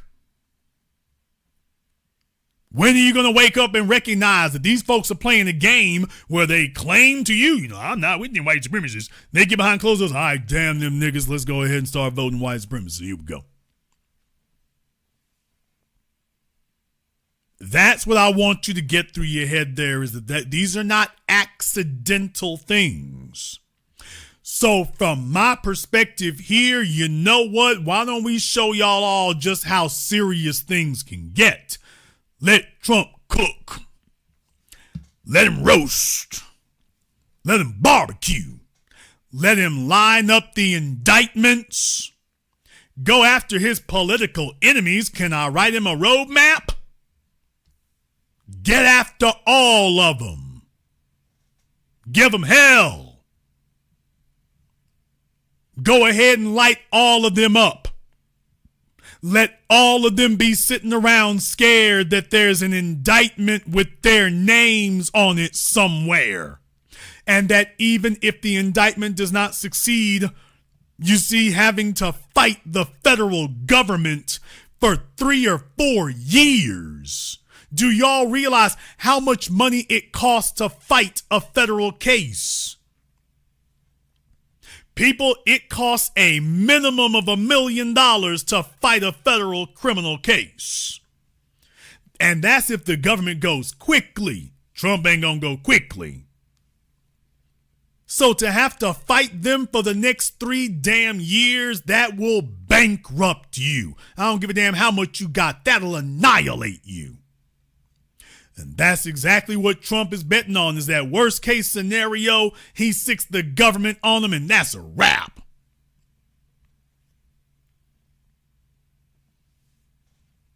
And you expect I'm gonna run interference for a bunch of boot-licking, ass-kissing dogs who didn't do a damn thing to help us? Oh, hell no! Let me give Trump your damn home address. Let me give Trump your home address so he can go ahead and deliver this damn indictment. We got this subpoena right here. All right, so glad we got your home address. We can go ahead and drop this off. This idea that they're going to support white supremacy behind the scenes and all the rest of us going to have to dodge the storm, but they'll be okay. Oh, no, to hell with that. And these cities that have brought in a never-ending flood of illegal aliens because they gonna show the rest of us that we're gonna dilute the black population and undermine the foundation. Okay. Let Trump roll on through. Let him roll through. He's got you under occupation. Go ahead and let him do that.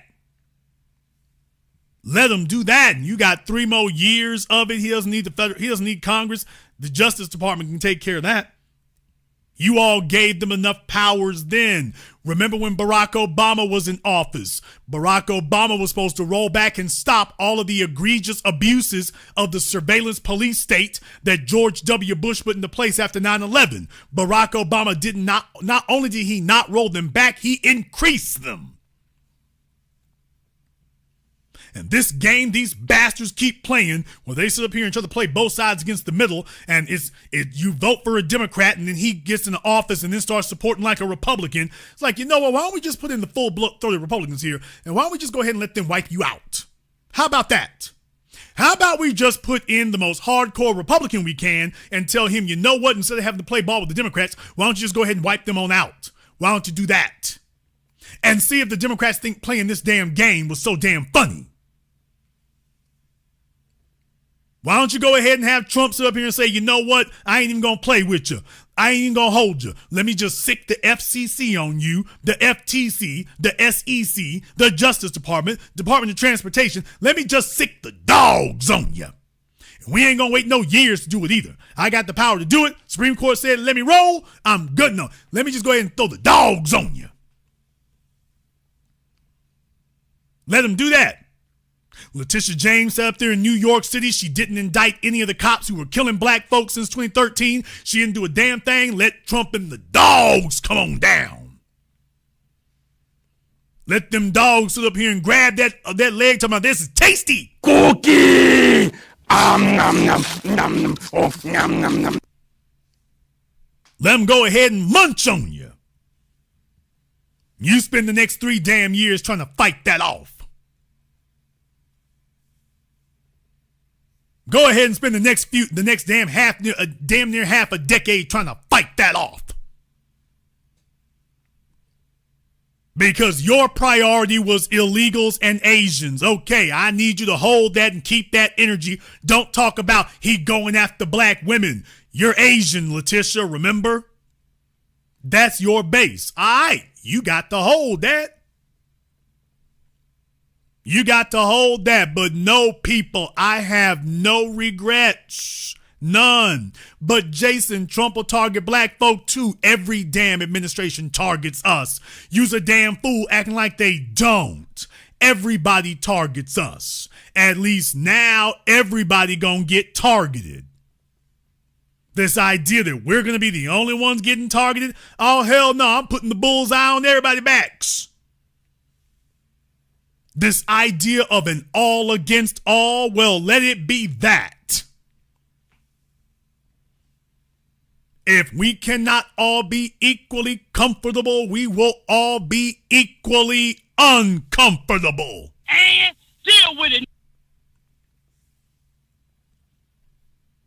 So they can spend the next 3 damn years sitting up here against the most proactive president who ain't got a damn thing to lose. He doesn't have a thing to lose. He's just like, man, like the Daz man, let it rip. What you gonna do when you gotta go up against that? Maybe you'll stop taking your black vote for granted. Maybe when we speak now, you'll come back with a few less excuses. Maybe you'll start taking the threat seriously. If Donald Trump can sit up here and voice support for full unadulterated white supremacy and policies to sit up here and give preferential treatment to the most privileged class in America, and then the Democrats are scared to even say what black folk need and what we're supposed to get, y'all scared to say that, and meanwhile Trump is sitting up here campaigning on it? Oh, hell no. Hell no. Y'all, did you hear that Trump is looking into Fannie Willis's travel records? What? I need y'all to understand something here. I need you all to understand something here tonight. A lot of you are living under misconceptions. I need you all to understand something tonight. You see this police state that they have erected, where they have literally made it where nothing you can do is legal. You can get brought into court for anything. There's nothing you can do that is legal. I told y'all about that. They have a law to invalidate the legality of pretty much anything you can do. I gave you all the example of driving down the street. You're used to the idea of driving too fast. I pulled you over because you're driving too fast. Okay, so you drive below the speed limit. There go the lights again. Why are you pulling me over? You're driving below the speed limit. You get out there and drive at exactly the speed limit. I'll be damned, the lights just came on again. What the hell's the issue, officer? I'm driving the speed limit. Yes, that's very suspicious that you keep driving exactly the speed limit. What? What? Don't believe me, people? You can Google that. That has literally happened. Don't take my word for it. Google it. That has literally happened. People have literally been pulled over and told that it was suspicious that they were driving exactly the speed limit.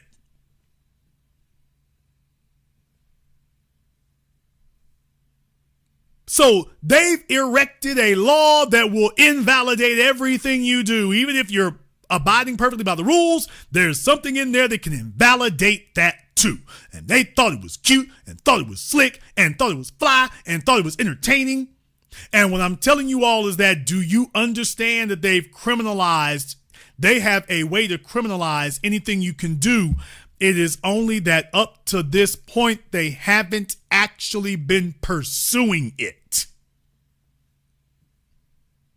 The federal government just, for corporations, they break the laws and do criminal stuff all the time, and the government just simply declines to make a criminal case of it, and they make it civil. That doesn't change the fact that, oh, by the way, no. It's at our discretion to give y'all a pass and not pursue this criminally. But no, this is actually a criminal statute.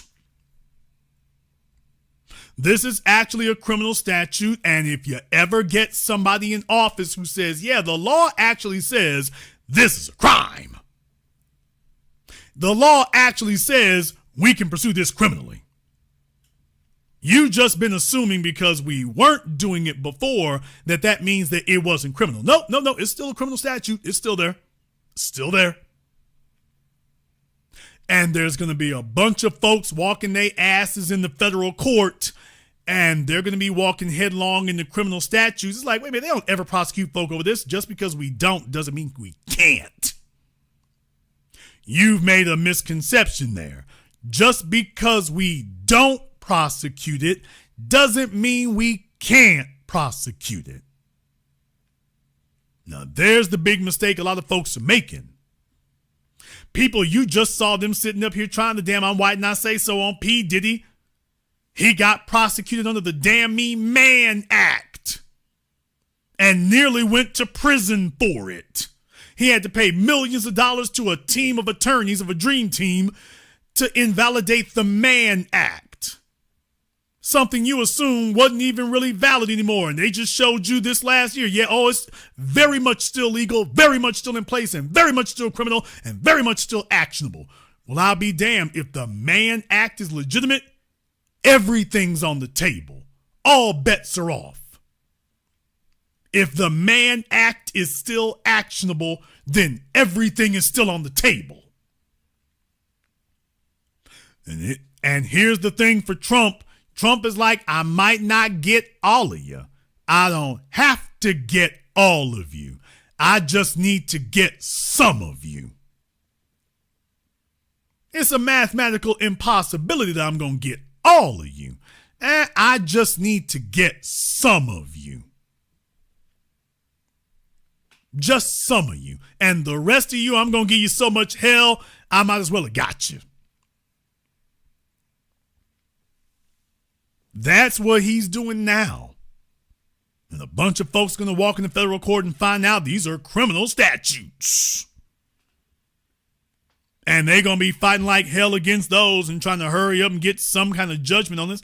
Man, that's not the way that works. That's not the way that works. Fannie Willis is living on the wing of the prayer. The government in Georgia has pretty much abandoned her. And they're like, okay, that gave Trump the go-ahead. He got the green light. It's like, all right, let me give you the business. Let me go ahead and give you the business.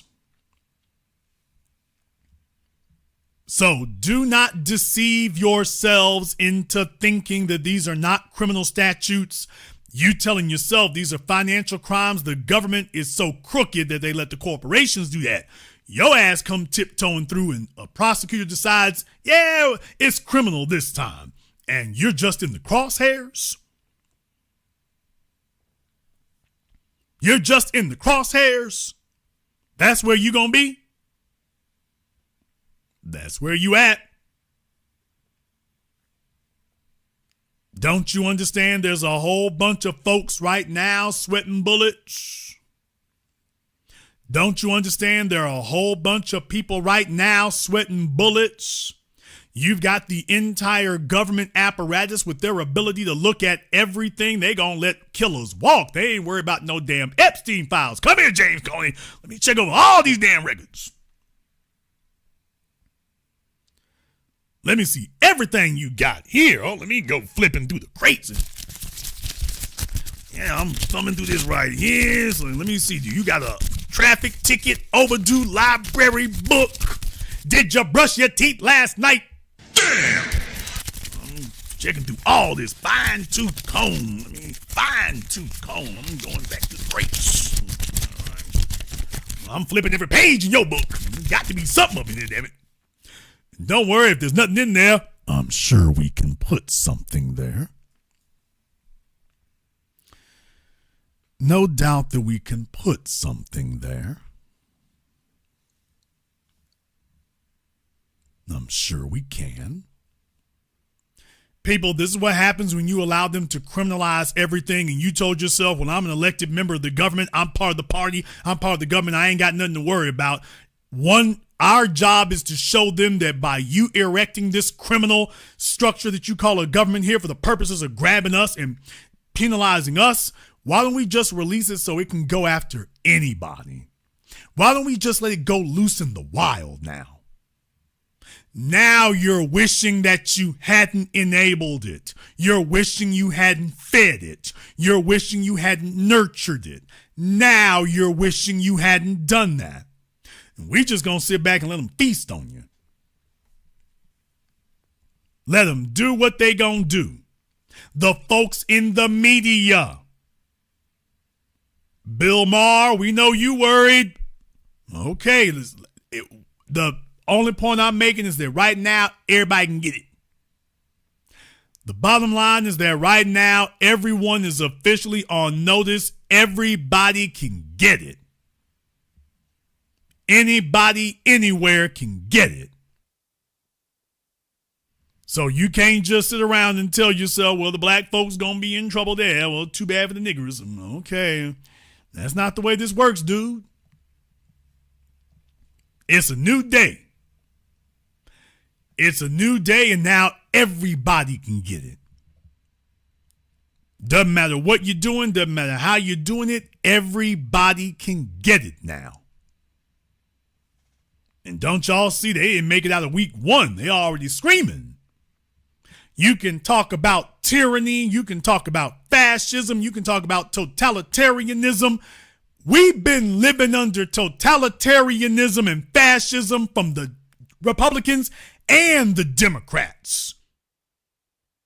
The Democrats have been totalitarianists, authoritarians, and fascists. Need I remind you, it was Joe Biden who made the 3 strikes law. It was Joe Biden who made that. And I need to let y'all know, I need to give a reminder here right now. I've been all up and down through the New England states, people. It looks like Crackhead Central. It looks like a white version of the Damn Me Wire. And I just couldn't help but notice, did y'all know that the opioid epidemic right now is several times larger than the crack epidemic ever was. Yeah, but do you notice a difference? That doesn't lead the news. Did y'all notice that that's not leading the news? So let me get this straight. Throughout the 80s and the 90s, the news led about whatever the crack epidemic was doing, America's Most Wanted and John Walsh.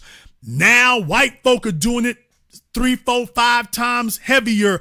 All of a sudden, the news doesn't talk about that. The news doesn't lead with that. You can't even pull up anything on Twitter about that. They're not giving you the daily dope fiend update. They'll show you a few people standing around like zombies in San Francisco and in Maine, but then they get back to the Super Bowl. So notice that this is radically different than the way they treated us in the 80s and the 90s. They didn't give us the nightly crackhead, cokehead, meth epidemic update. The news doesn't lead with that. They don't have wall-to-wall coverage of the slums and whatnot, showing you all these folk out here following the white women around to tell you that their children are unattended to. They're not following these white women around. And folks, I done seen it. For those of you who don't even live in those places, if you're in Oregon, if you're in Washington, the New England states, and I know it's nationwide, but in those places right there, oh, it's bombed out in the whole damn 9 yards. It's literally, I'm seriously, literally a bunch of skinny white females with tattoos and hoodies. Damn! I mean a bunch of scrawny, skinny white females with tats and hoodies. That's the uniform. That's the opioid, Vicodin, OxyContin uniform. And it's not leading on the news. Nobody's talking about that. They don't have the armored vehicles with the battering rams smashing in front doors like they did to us for 20 damn years. I'm reminding y'all of what they were doing for 2 decades, the war on drugs. And yet, okay, it's time to go ahead and mass incarcerate white folk. And Joe Biden and friends are not demanding battering rams smashing in front doors for people. They had absolutely no problem for decades doing that with us. And Joe let the damn situation get so damn out of control, his own damn son became one of the biggest dope fiends. And he protected his son. It's not like Hunter Biden's doing anything fly or significant. So he's protected his damn drug addict son, and he was handing out prison time by the decade like candy bars for your children. That's totalitarianism. That's tyranny. That's fascism. That's a Nazi government executing an ethnic cleansing racial strategy. That's totalitarianism right there. Right there. And we've been dealing with that for decades. So don't sit up here and try to curl your forked tongue to tell me I need to be alarmed about Trump, and you've been doing it for decades. You need to stop Trump from penalizing you and persecuting you. Why? So you can start doing it? So you can get back to doing it? Yeah, get Trump off your back so I can get back on and giving you these lashes. I got a better idea. Why don't I just set Trump loose and he gives lashes to everybody? Because I'm pretty sure I got a higher threshold of tolerance than your skinny ass does. I'm pretty sure I do. Don't y'all know that Trump is looking for something he can go after Biden for? Don't y'all know he's looking? Don't you know he's looking for something? Got to be something in there he can find. Oh, he ain't gonna let that go. I'm just telling you right now, he's gonna keep going. And we gonna let him roast. Maybe if these other folks suffer long enough, when they do come slithering back through the door, this time they'll have some act right. This time we can have a sensible conversation and they can stop talking to us like we stupid and stop trying to rerun the Obama con man strategy. Maybe if we show them that we're willing to let this sit and fester. Y'all thought I was joking. Oh no, let them turn up the heat. Let them turn up the heat. See, over here on our side of the block, we used to dodging strays. These folk ain't used to that. They're not used to that, so let the dogs get them. But you are not going to sit up here and tell us that we need to support you so that we can get you back to persecuting us. No, we ain't doing that. Not doing that. No, let the man run wild on them. Oh, trust me, if Trump gets a couple of indictments through, oh, everybody gonna get some act right then. Y'all know how it is. I wish you people, some of y'all were not listening to me during the first part of the program. This is not a test. This is not a drill. This is live fire. And these Democrats are not paragons of profiles in courage and paragons of virtue. It's like the first 48, people. I'm telling you, it's like the first 48. The first one who goes down, everybody else is going to scramble and scatter. That's the way this will go. Assuming that Trump is able to get even one indictment through, if he's able to get anybody convicted, when the first one goes down, that's it. It's going to be every man and woman for themselves. That's the way this goes. All it's going to take is one. If he gets the first one in handcuffs, that's a wrap. The first one who ends up like Marilyn Mosby, oh, that's a wrap. Oh, no, we gone. No, I can't do no time. People, do I got to remind, can you imagine Kamala Harris having to do time? Nigga, what? How you think that's going to go? I mean, you can see Steve Bannon doing time. He looked like he could do a bid, and he did. Kamala Harris, you think she can do a bid? Y'all think Kamala Harris can do some time? Nigga, I'm talking about months, not even years. You think Kamala Harris can do any time? Really? Do you truly believe that? Do you think that Hakeem Jeffries can do any time? He's worried about that damn law license. Can y'all imagine Hakeem Jeffries' little stuttering, oil of Olay, soft, buttery hands? What? On his way to the joint? Can you imagine that? Can y'all imagine Hakeem Jeffries having to do 6 months or a year? He's going to be sitting up in there. Hey, wait a minute. I'm looking around. I don't even see no Noxzema up in here. Where y'all put the Noxzema? Can you imagine that? Do you think he can do any time whatsoever? Y'all, don't you know he gonna be like, there got to be somebody I can flip on. Hey, Trump, I know something about Pelosi. It got to be somebody I can flip on. You seriously telling me that he can do a bid? Cory Booker, Raphael Warnock, you think they can do a bid? Now, Fannie Willis, she can do a bid. Fannie Willis can do some time. I can't lie about that. You can look at Fannie Willis. She done lived that street life already. So, Fannie, you're not threatening her. Fannie can do some time. Fannie, I'll give that to her. Fannie can do some time. Jail time is not going to scare her that much. Fannie can do it. Letitia, it's going to be ugly, but she can do it. Ain't that a damn shame? The broads can do the time. The dude's going to be trying to cop pleas and dodge it. Ain't that a trip what the Democrats are doing? They got a bunch of broads. They can all do time except the light-skinned chicks. They can't really do no time. But, man, look here. Fulton County, Fannie Willis straight out of Fulton. Oh, she can do a bid.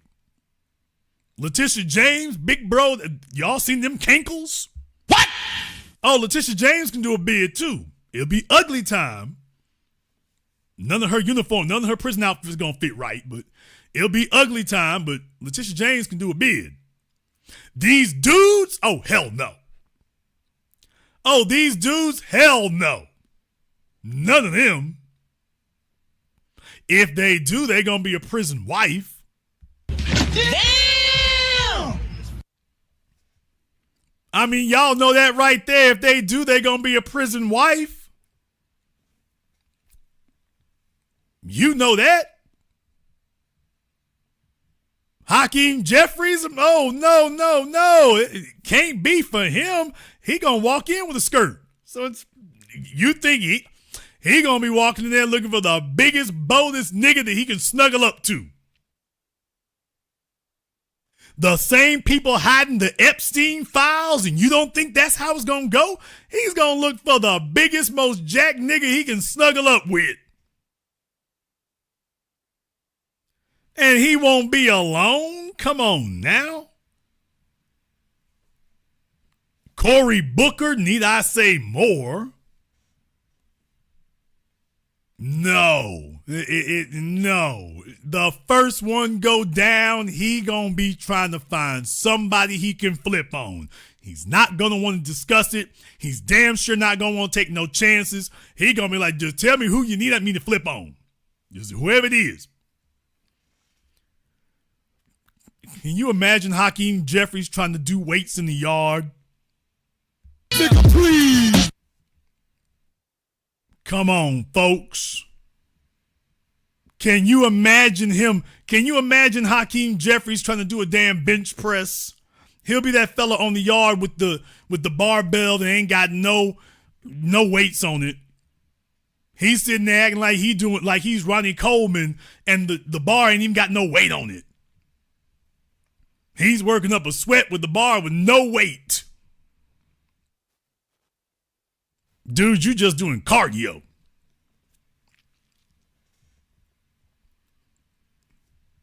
Please. First time he come walking out that damn cell with them toothpick legs.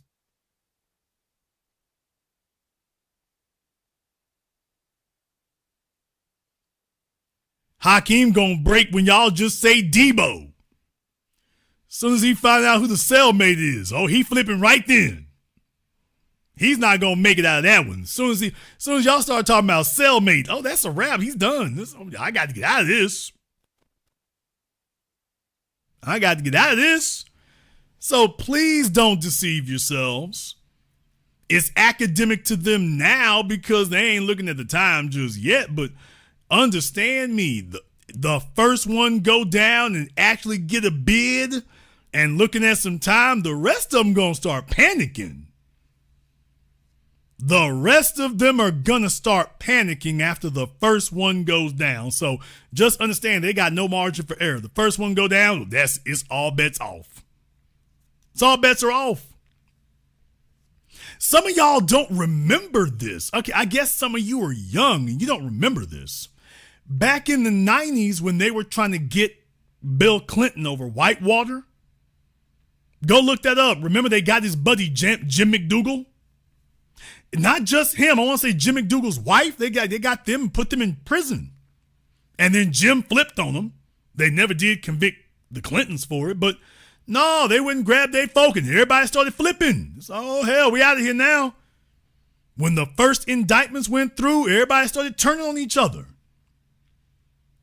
And for a minute there, you thought they was going to get the Clintons. So when that happened, folks, for those of you who've forgotten your history, remember when Whitewater happened? Oh, man, first time somebody got convicted, folks was like, look, every man for himself, man.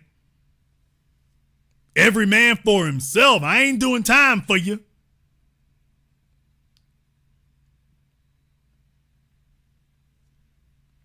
So a lot of y'all be on YouTube and you don't know your history. And okay, I'm just saying for those of us who were there, that's why I'm like, okay, you must be talking about a different United States. Because in the one I was in, that's what they do. First ones got convicted. Everybody else started talking about, you might want to start making the deal. Clinton in the White House, you might want to make a deal. You might want to make a deal. I listen to Kamala Harris, and I'm not going to fall into the trap. Your public defender over there like, oh my God, bro. Oh, hell no, man. You talking about you ain't going to fall into a trap. Your public defender is over there like, oh, I hope your kids got a step parent they can be with because you're going to be gone for a minute. talking this. I'm taking the high road stuff. It's like, okay, well, I guess it is a high road to the prison, I guess. It's some folk you can't help. However, you might disagree. Therefore, we're going to go ahead and open up the lines here. We're going to go ahead and open up the lines here so that you all can go ahead and give us a call here on Zoom. You are more than welcome to do so. In the meantime, I want to thank everyone, and I do mean everybody who has contributed to tonight's program on PayPal, Super Chat, Venmo. Shout out here to my man, Mr. Cochran. Hi, Mr. Cochran. Thank you very much for your support tonight. We appreciate that. To my man, Mr. Richburg. To Mark B. Thank you very much for your support here as well. Black to Death is giving out some memberships in the chat room. FBA Queen is giving out some memberships. The gift that keeps on giving. So thank those of you who got yours tonight here. You can go ahead and thank them for that. We appreciate that. We're going to take a very brief commercial, non-commercial break. When we come back, we will take some of your calls and more. This is the Black Channel. Be the teacher, knowledge on the block. Got the kids learning, minds open like a lock. Books and skills from the east to the west. Bringing education, yeah, we're simply the best. Classes on fire, brains burning with desire. Innovation driving like a tire through the mire. Math, science, history, we got the whole range. Kids hitting new heights, teachers making a change. Used to be the teacher, stacking up the grades. Future bright shining, no need for no shades. Got the youth thriving, moving up the ladder. Smart and sharp, brains growing fatter. Lessons so lit, yeah, they stay in a blaze. Every mind sharp like a sword in the haze. Mr. B in the house breaking knowledge chains. Education kingpin, we repping the gains. Mr. B the teacher.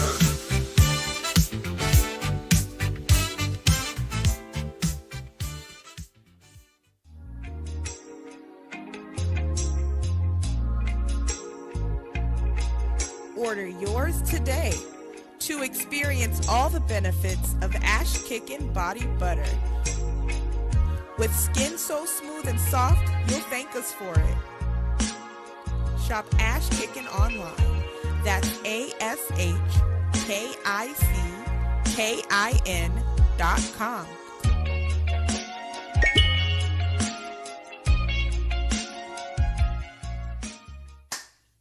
Hi, this is Brenda Starr, creator of Poetry with a Purpose and author of the book Pressed But Not Crushed. Pressed But Not Crushed is an anthology of political poems that address current and historical issues in American descendants of slave population and African American population.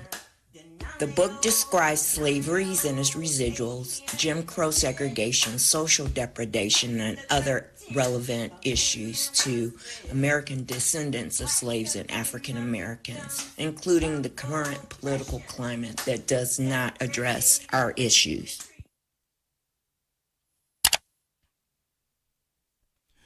This is the Black Channel. I am your host, your brother, your humble servant, the Black Authority. Very glad to be with you all here this evening as we are discussing Kamala Harris trying to rehabilitate her image and not doing anything to upset Joe Biden of the Democrats. So she's still scared, running around out there trying to figure out if there's a back door. So obviously what they've told her is that if she wants their support in the future, she better play ball and better not talk too much.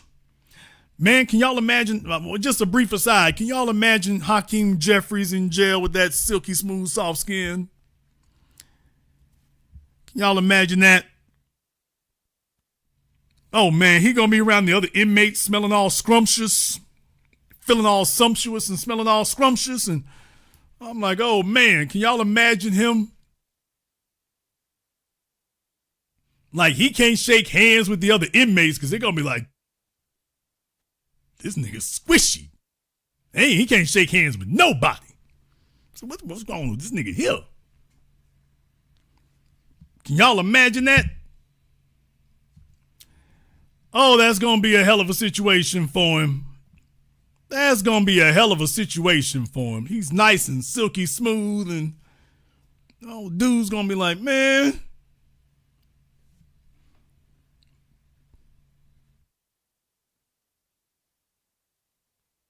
Yeah, I'm just like, yes, he can't even touch nobody.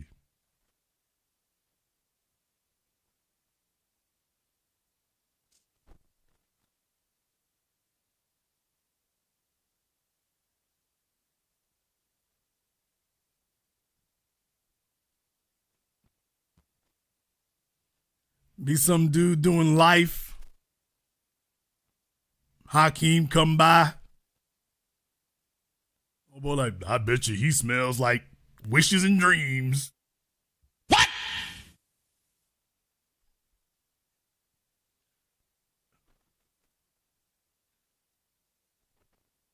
Yeah, that's not the spot to be delectable. That's not the spot.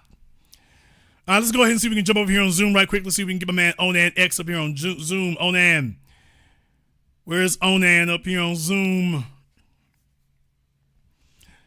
Yeah, man. Y'all think life is rough there. He's been spending all these years. He doesn't have enough time to get rough. He doesn't have enough time to get man hands. Hakeem does not have enough chronological time to get some man hands. Man hands come through work and effort. He doesn't even have time to get calluses, people. He doesn't have time to do any of that stuff that will help keep him at least a little rough. He don't have time. He's going to be up in there asking where the spa is. And no. He's going to be looking at the prison soap like, where's the caress? He going to be in there in the shower. And, what? Do they have... Excuse me, sir. Do they have any caress here?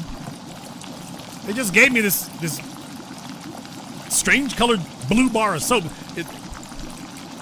Usually, I'll have something different. I know you don't have the liquid kind here. I get that, but is there a loofah?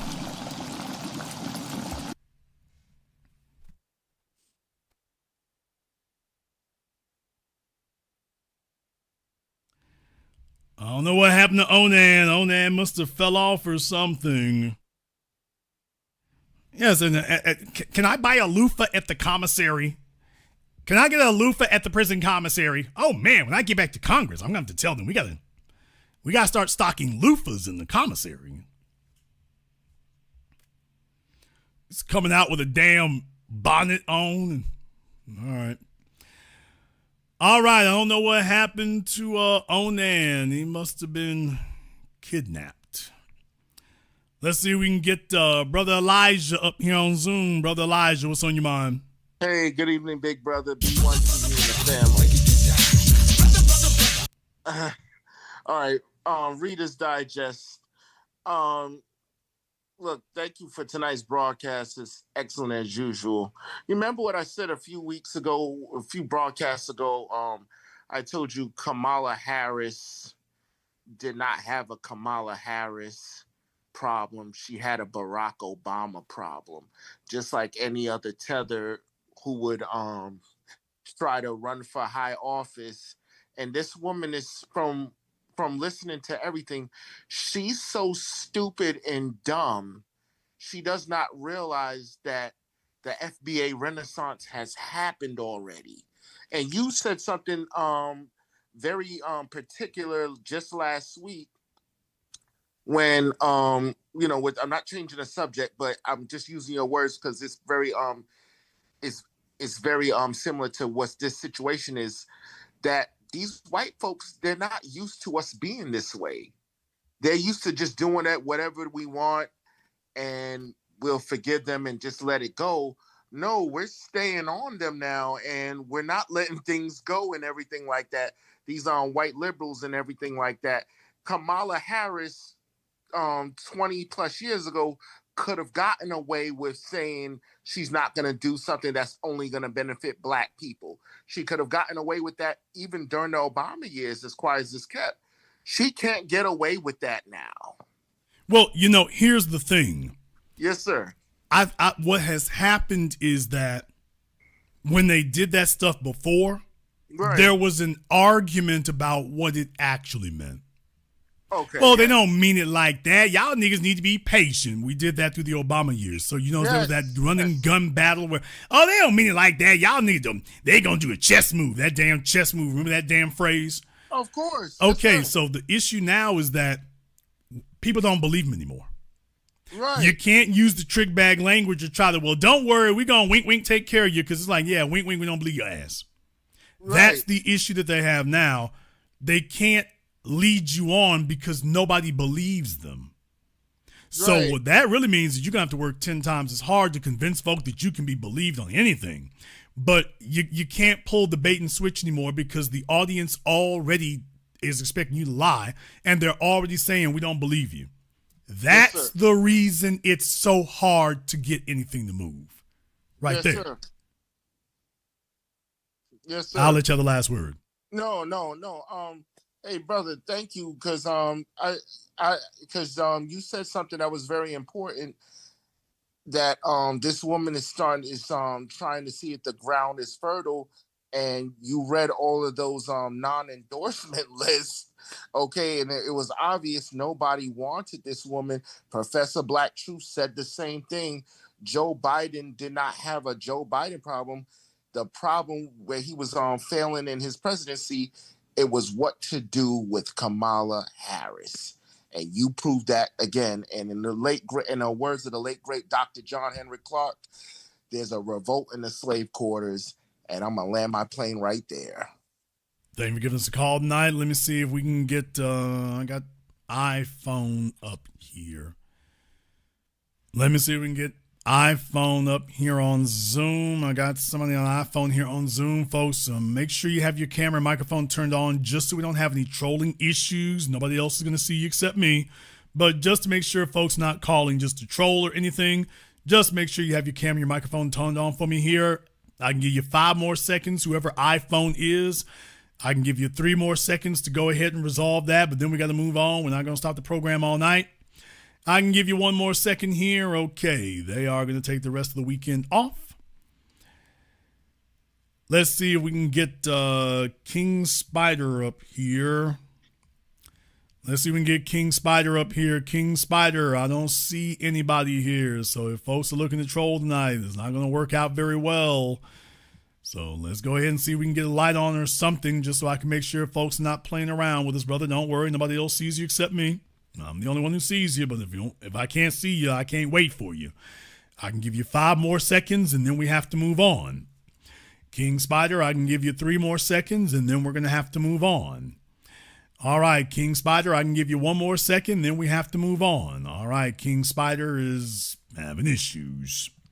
Let's see if we can go ahead and try Onan again here. Onan, don't know what you're doing here. Hopefully you're not, shaving your legs or something. Onan.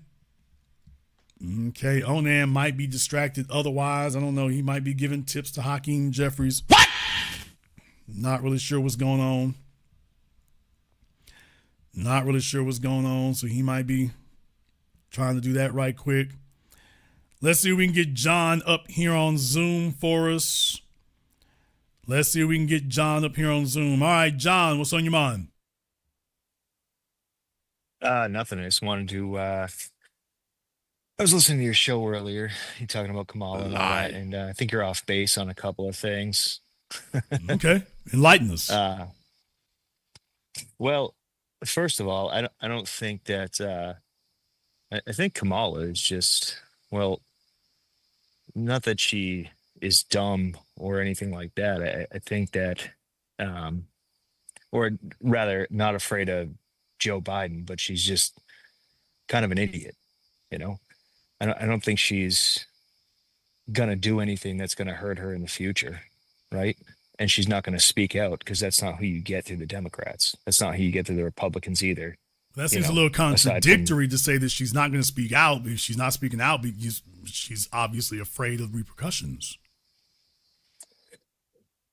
True, but I don't think it's just necessarily because of Biden. I think it's because she doesn't want to hurt any chances or say anything like most politicians, are pretty apt to do, to hurt her chances in the future.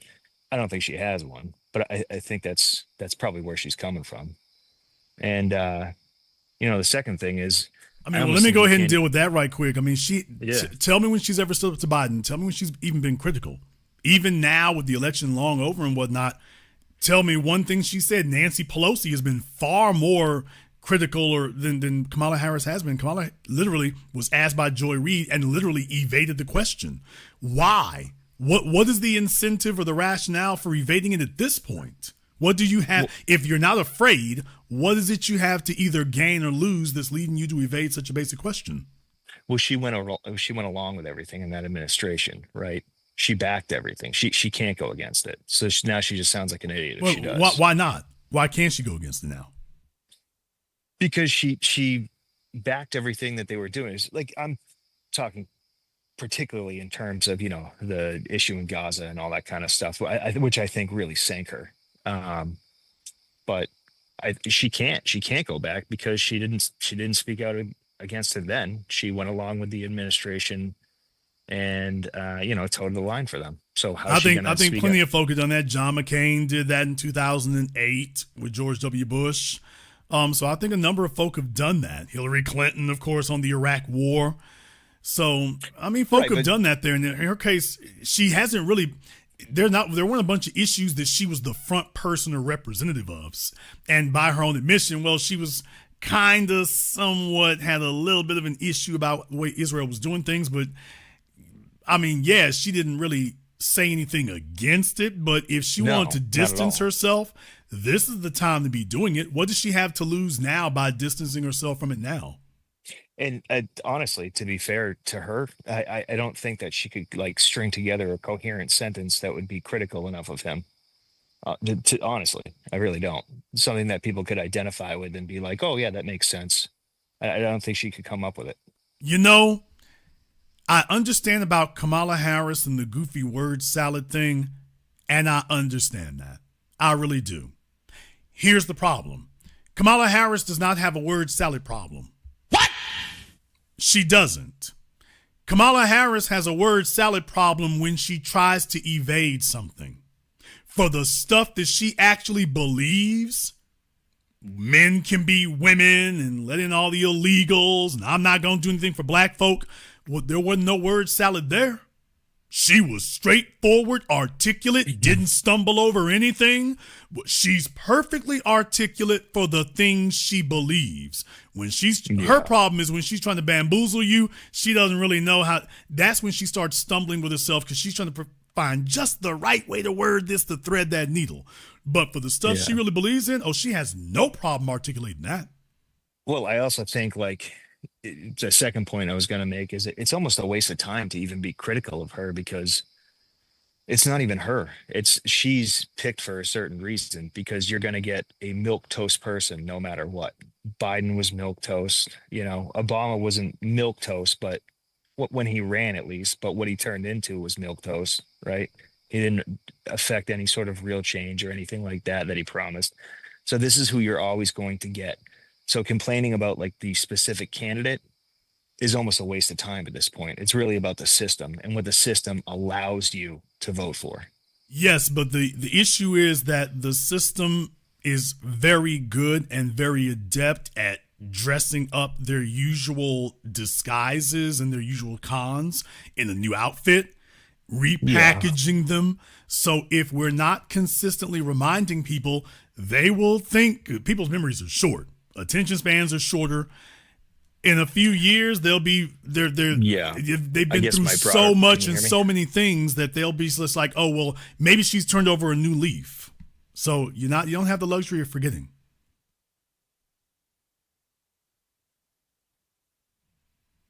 Okay, he was there for a moment there. I think he's gone, but that's okay. I think he articulated himself. Thank you very much for giving us a call tonight, John. Let me see if we can get Jeffrey up here on Zoom. Jeffrey. Yeah, folks, we have to remind people and keep reminding them because they will bring these people back and try to recycle them. Remember Hillary Clinton? They will just wait a few years and see if they can recycle their old tools again. All right, we got Jeffrey here on Zoom. Jeffrey, what's on your mind? Hi, Mr. Black. I just had a question. We could see Trump. He's brave and charismatic. He can go and speak his mind, in front of United Nations, in front of other countries. And how come we don't see that same kind of, charisma or that drive to just leave everything on the line with Kamala Harris? She's still kind of hedging or beating around the bush with her answers. Because Donald Trump, like him or not, Donald Trump brought himself to the dance. So he's got the freedom and the autonomy to just go for broke. Yeah. He's not looking to the party to support him. He grabbed the Republican Party by the throat, beat it into submission, and forced it to become his party. There is nobody in the Democrat Party today trying to do that. No one. Donald Trump comes from the world of cutthroat New York real estate business. You eat what you kill. You got a bunch of Democrats looking anorexic. They're waiting for somebody to give them their daily bread and a handout. Part and parcel of that is they try to be as agreeable with as many people as they can. Donald Trump seized power by doing exactly the opposite. He made it where everybody else is uncool. He's marching to his own drum, and he's going to take power. That is a model to study. Alexandria Ocasio-Cortez does not come from wealth, and she hasn't ever built anything. So you're basically dealing with a disgruntled college student who hands out hypotheses about things, but she's never actually built anything. She's dependent on the party. She can't elevate any further unless the party chooses her. Trump didn't have to do that. And so among the Democrats, whether it's Obama, Booker, or whatever, they have to, quote, play the game because they don't have the resources or the connections or the ability to get themselves raised up on their own. Furthermore, they lack the personality. Say what you want to about Trump. The reason why he is so good on social media and YouTube compared to the alternatives is because he's authentic. He's white supremacist, he's racist, okay, but he's authentic. Kamala Harris is not. She struggles, she word salads, yeah, because she's trying to figure out how to say something she doesn't really mean. Barack Obama, same thing. Cory Booker, same thing. You get the Hakeem Jeffries, same thing. You get the idea. There's really only one Democrat who actually says what she actually means, Nancy Pelosi. You know, the woman who really runs the party. And we can't get rid of her. Yeah, Nancy Pelosi is the only Democrat who actually says what she truly means. And when she said Joe got to go, she meant that. But she's the only one. To a lesser degree, Bernie Sanders, but because he's in the socialist who just caucuses with the Democrats, he's on the outside looking in. Among the Democrats, she's the only person who actually says what she really thinks. And that's it. The rest of them are trying to figure out how do we seize the power away from Nancy. And Nancy ain't going to let them do it. I told y'all, that's why Alexandria Ocasio-Cortez ain't going nowhere till Nancy Pelosi drop dead. When Nancy Pelosi dies, that's going to happen. I told y'all this 7-8 years ago, remember? Okay, you might not have been here. You're kind of young. But back when I said that 7-8 years ago when there was the dust up between her and Nancy Pelosi. Mm-hmm. Well, it was more like 5-6 years ago. But I remember I told y'all that Nancy, they were talking about the gang. Mm-hmm. And the squad. Yeah. And Nancy Pelosi said, the 60 Minutes asked Nancy Pelosi about Alexandria Ocasio-Cortez being a leader. She said, AOC is like a leader of like 5 people. I said, did she really just say that on national TV about somebody in her own party? And she was letting Alexandria know, look here, little gal, you can have my seat when you take this damn thing. So let me put you back in your place in front of everybody. You can have my seat when you take this son of a gun.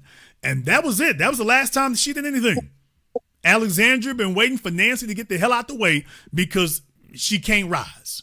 She can't rise, and Nancy's made it very clear she ain't gonna let her.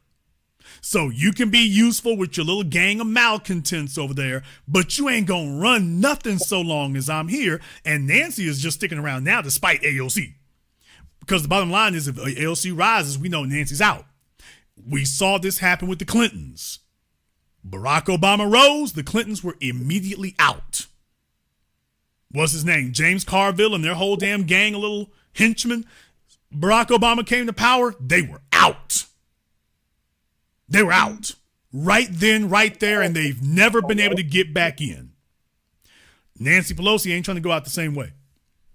On account of the fact that, by the way, remember, her and Paul got some shady receipts on their stocks, so she got a reason to keep the dogs off of her.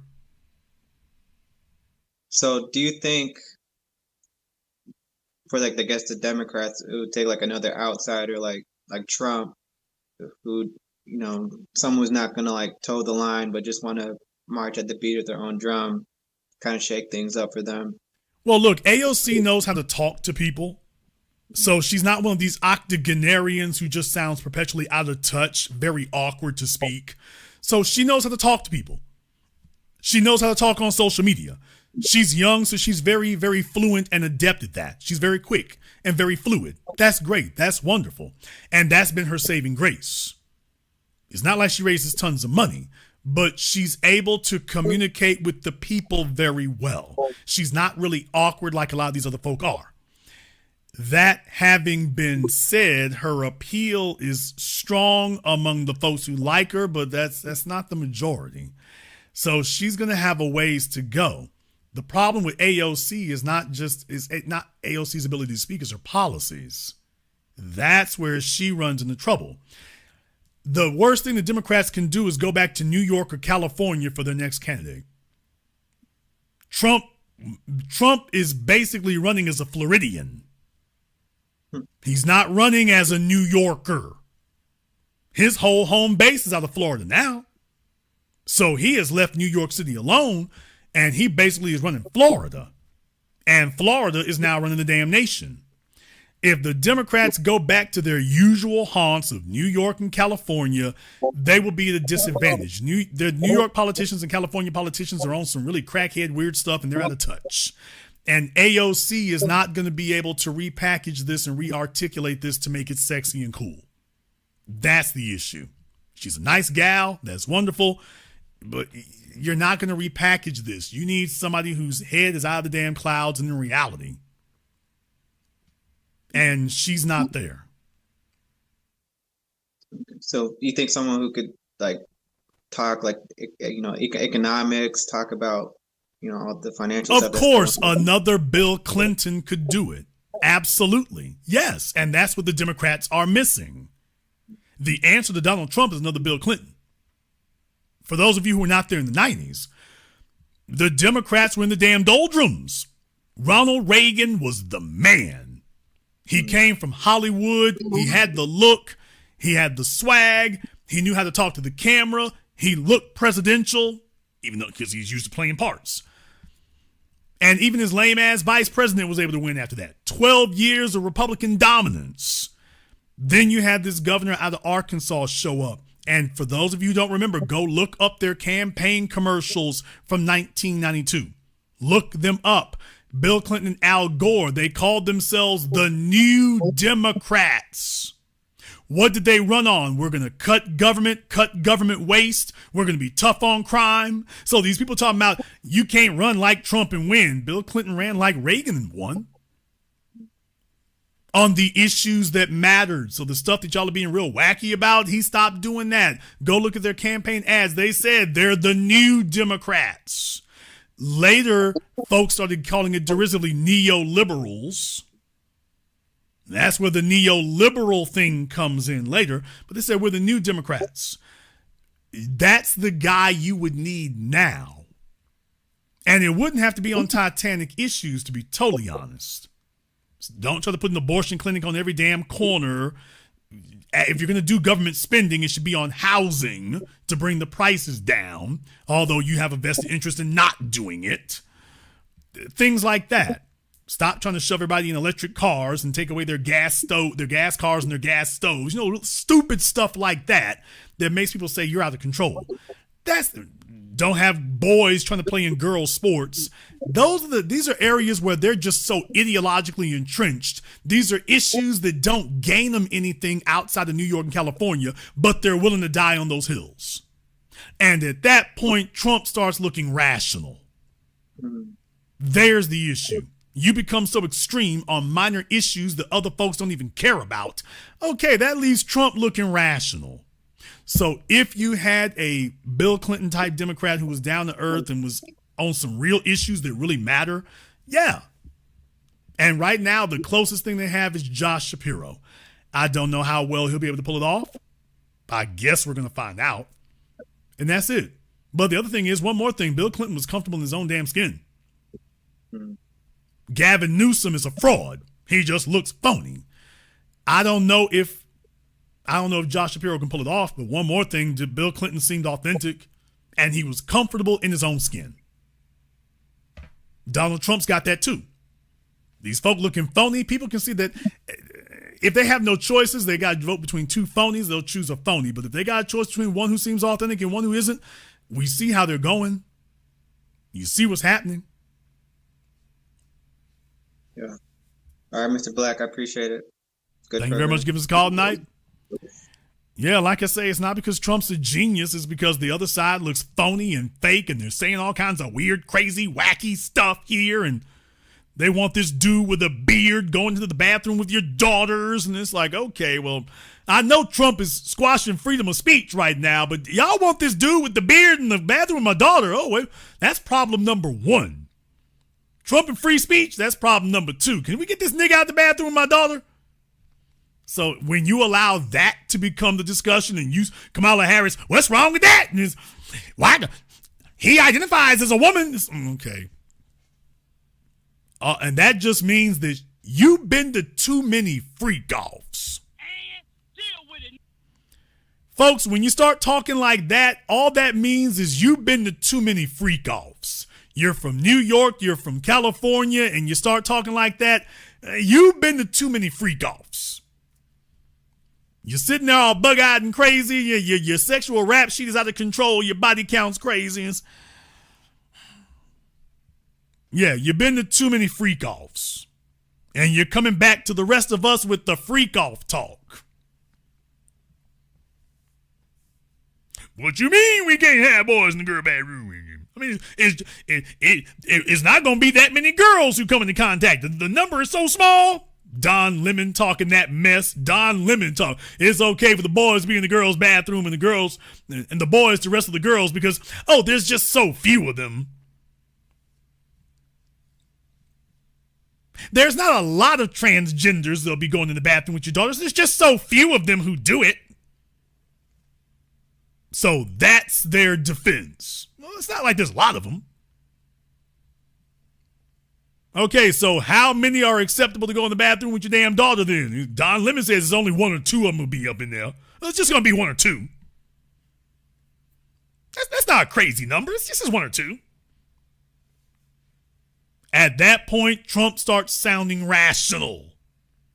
People, at that point, Donald Trump starts sounding rational. You're like, we'll come back to that freedom of speech thing. We'll come back to that. This heifer here wants niggas in the bathroom with your daughter. Okay. If you can get somebody rational in there who's not out of their damn minds talking crazy, okay, but you would have to get there first. And right now, they don't have anybody who hasn't taken a trip to Epstein Island and loved it. It's not just they've been to Epstein Island. They went to Epstein Island and they like it. Now they're coming back to you too. Hey, don't you want to be a pepper too? I'm a pepper. She's a pepper. He's a pepper. We some peppers. Wouldn't you like to be a pepper too? Pepper? Yeah, Epstein pepper. Listen to my girlfriend Kamala. She's perfectly comfortable there. All right, we got iPhone on Zoom. At least we're trying to get iPhone on Zoom. iPhone, wake up. Dudes are walking around the house. They're shaving their legs. They're moisturizing their backs and their hips. And they're jumping on Zoom. But then as soon as you call them and whatnot, they're lost. They don't know what they're going to do. So they say they're there, but then they're not.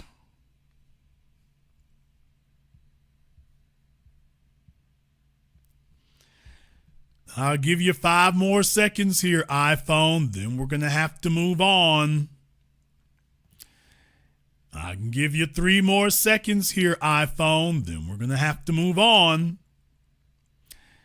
I can give you 1 more second here, iPhone. Then we're going to have to move on. Okay, iPhone has decided that they are not going to join us here. So, like I say, folks is playing on the phones. Again, I guess that's your option. Folks, I know that tonight we've had some laughs, But I really want to bring us back down to earth right quick. Kamala Harris is no laughing matter. If you do not think or believe that they will recycle her and bring her back, if you don't think that under the right circumstances that they will simply recycle her and bring her back, you haven't been paying attention. You haven't been paying attention.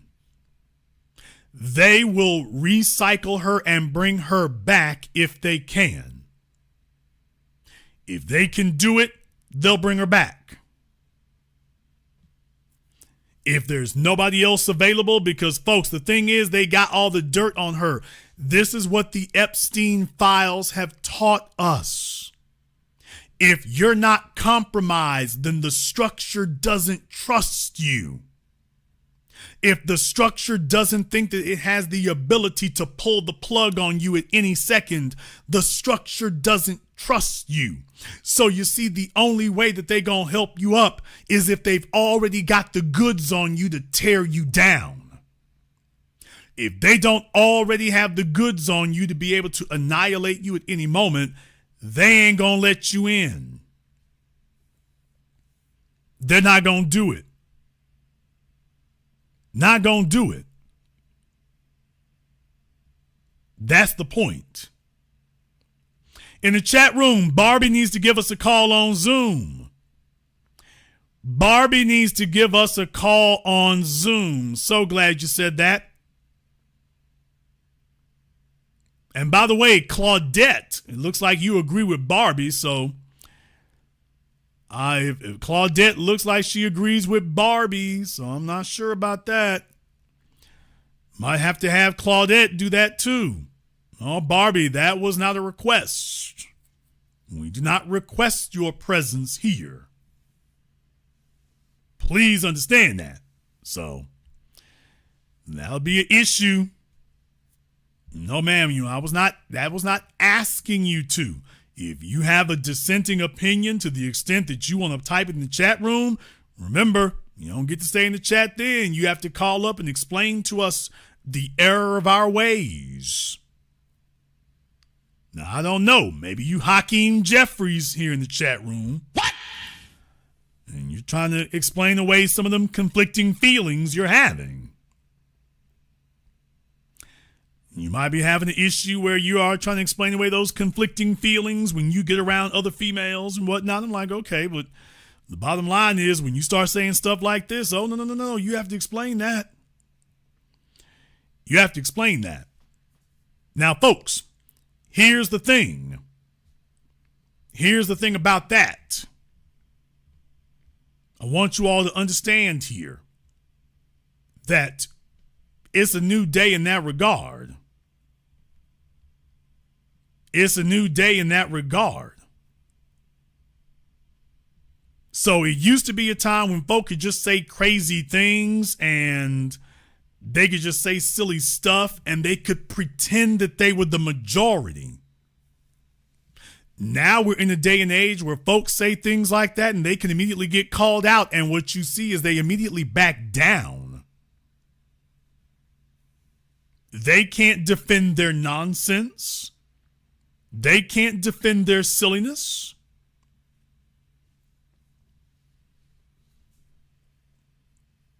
Look here, first of all, Barbie is probably Bobby. What? Barbie is probably Bobby. And Bobby's been going around in between OnlyFans and Pornhub, and I guess they were checking to see if we had any minors in here that maybe they could strike up a conversation with. Nigga, what? Y'all got to understand, on the internet, you've heard about, some of the things that have been happening over there on Twitch and some on Roblox, rather. Some of the folks over there on Roblox. There's a bunch of dudes out here and whatnot, and a bunch of dudes out here, and they're looking for people, and then they're like, okay, well, let me see if I can. Y'all got any kids I can talk to? So, no, we don't got that for you. Well, I don't see the problem with it. You don't see the problem with it. You have to explain that to us. You got to explain that to us. So that's the issue there. That's the issue there. So there's some folks out there, they lurk around and whatnot, and they telling themselves it's going to work out for them. So, okay, then they saunter on through. It's like, ooh, I didn't know y'all going to say something back there. I thought I was going to get to explain. Yeah, you can call me up and explain. You can explain directly with the host. If you have a problem with something I've said, you can explain it directly to me.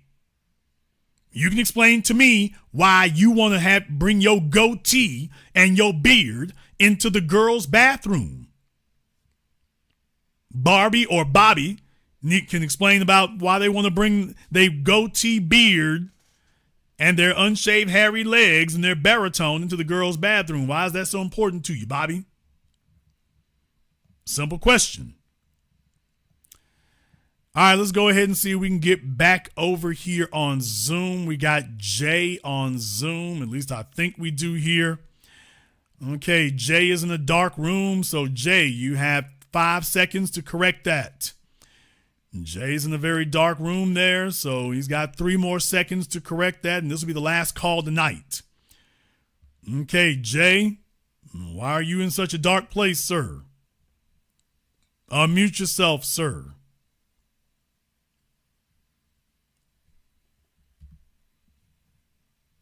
Okay, he's got his Zimbabwe broadband going. You got folks here calling up, killing the momentum. Jay, I don't know where your internet service is coming from. Maybe he's stealing Wi-Fi from the next door neighbors. I'm not sure. Nah. Can you hear me, Jason? Okay, Jay. It looks like your neighbor's Wi-Fi came in for you. What's on your mind? To be honest, Jason, I really want to understand certain things. I've been listening. I know you're an authority, man. Like, and I'm really trying to understand on the ground level. Like, we have to deal with our people on a certain level. Like, so kind of help me understand, like, what's going on, like, you know? Nigga, what? Okay, dude, you and Kamala Harris must have dated back in the day. You kind of babbling. What? Get to the point, bro. What do you want to know? Yeah, I mean, like, I apologize. Like, I'm a millennial, so I grew up seeing these simple things, and I just see it. Like, so how can we move forward? Like, you know, how can we move forward? Like, as a people, as us men, black men, as me being a black foundational black man, how can we move forward? Like, because we deal with these people on a daily basis. I understand, Jason, like, we understand how we dealing with these people. How can we move forward? Like, can you give us a little tidbit? How can we move forward as black men to, like, push this thing? Because it's not going to change us unless us as black men really push it forward. Okay, well, first of all, you have to have an agenda. So what is your agenda? Black empowerment. Okay, what does that mean to you specifically? That means the black man has to be the leader. So that means black men, younger black men, they can't be leaders if they don't have older black men they can look up to, or, you know? So how does that work?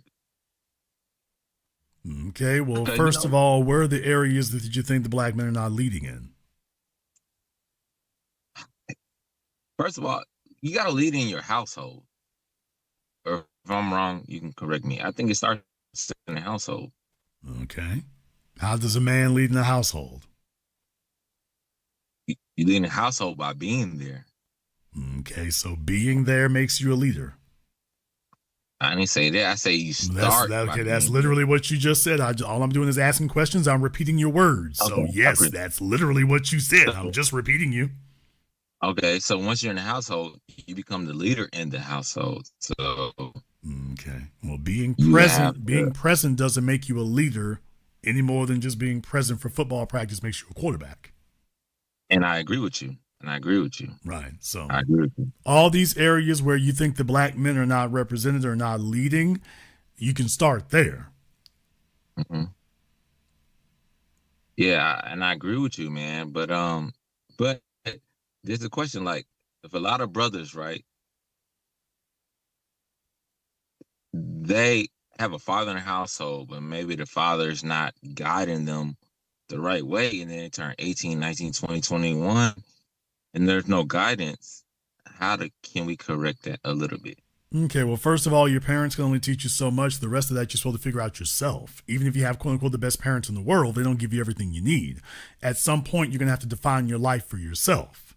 So even under the quote unquote best of circumstances, that's where you would end up at regardless. But it sounds like I say, I mean, it sounds like, let me find out here. Were you listening to the nice program?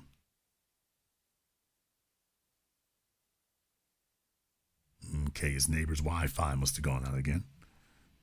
Okay, let's try this again, Jay. Were you listening to the nice program? Yes. Okay. Did you have any questions about that specifically before I go on any further?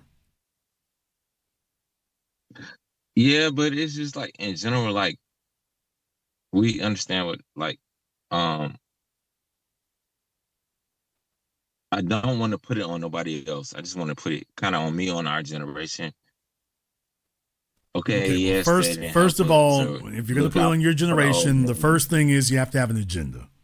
You have to have a code of conduct and an agenda. You have to know exactly what it is you want, not in broad generalities, but in specifics, exactly what it is you want. Think of it like having a genie. If you want to make a wish to a genie, you wouldn't want to be vague. You wouldn't want to be general. You want to be very, very specific so you know exactly what it is you're supposed to be getting. If you cannot, or in your case, if you will not say what that is, then you can't expect the political establishment or anything else to ever get straight on account of the fact that the person approaching them isn't even saying what it is specifically they want. Or maybe they can't define what it is they want. It's not enough to just say you have a problem. You have to know exactly what do I need to do about this. It's not enough to just say I got problems. Everybody got problems. Do you have a concept of what the solution is? And if you can't even tell what the solution is, then what you end up doing is going to your politicians and saying, I want you all to fix this. Well, what if, remember, there's a whole bunch of people approaching them and appealing to them to do their bidding. Elon Musk is not vague. He's very specific in what he wants. So if Elon Musk approaches your political leader, he's going to be specific and you're being vague. Guess who's going to get what they want? Even if what he wants is actually the opposite of what you say you want. Yeah. One of you can actually articulate it, the other one can't. Yeah. How can you put pressure on politicians if you can't even tell? Furthermore, why are you even voting if you don't even know what you're voting for? Well, I want them to fix this. Okay, but quote, fix this is not a policy. That's not a policy. That's a desire. Jason, can I ask you a question? You can ask me one more question, yes. So, the Asians, they get everything done in their least voting population. So we can learn something from them. If we come united together, so how can we, like, without the voting or whatever, as long as we come together, we can get things done. But there's a disconnect in certain generations, right? So how? Okay, the example you just gave of the Asians, that's exactly what I just talked about. Asians have an agenda. Yeah. They're on code. They have specific policies that they support and that you can't get anything from them, financial or otherwise, unless you support that. They are not vague. Yeah. They know exactly what they want, and when the politicians roll up, they don't get to give them the hey, how you doing talk and pat them on the back and jive talk. They have to talk about specifically what the Asians want. So you don't get to be vague when you approach them. So yes, that's exactly what you do. So when I say about having an agenda and knowing what it is you want, yes, start right there. Just like they know what they want before they call a politician. Politician can't roll in and tell them what he wants. You got to come in and tell. They already know what they want. You got to be backing what they want. So how can we get us as foundationals on the same page We're doing it right now. Yeah. Yes, sir. We're doing it at this very moment. And I understand 100%. So how do we get like a regular person on a day-to-day basis that rock with the foundational, and we try to tell our brothers and sisters like this how we Yes, how sir. can we It first starts with, are you on code and do you have an agenda, sir? I know I think the problem is it just sounds too simple to you, but that's the biggest thing in the world. It is simple. You cannot vote as a block if you all don't even know what your agenda is, what your priority is. How do you vote as a block when you're not all on the same page of what the priority is? Well, that priority is not something you go to church for. That priority is something you all establish by talking to each other. And it takes time, and you're going to have some discussions back and forth about it, and you're going to have to clarify some things and get some folks straight. But you all got to be on the same page first. If you cannot agree, at least as a plurality, of even what the priority should be, then you're not going to get any farther. You are going to grind to a halt right there, right then. You're not going to make it one more inch. So what we're doing right now is, it sounds simple, but it's the hardest thing in the world, because I can pay somebody to follow my rules as an employee. How do you get somebody to accept an ideology that may be at odds with what they've been taught growing up, or misinformation from their parents or grandparents?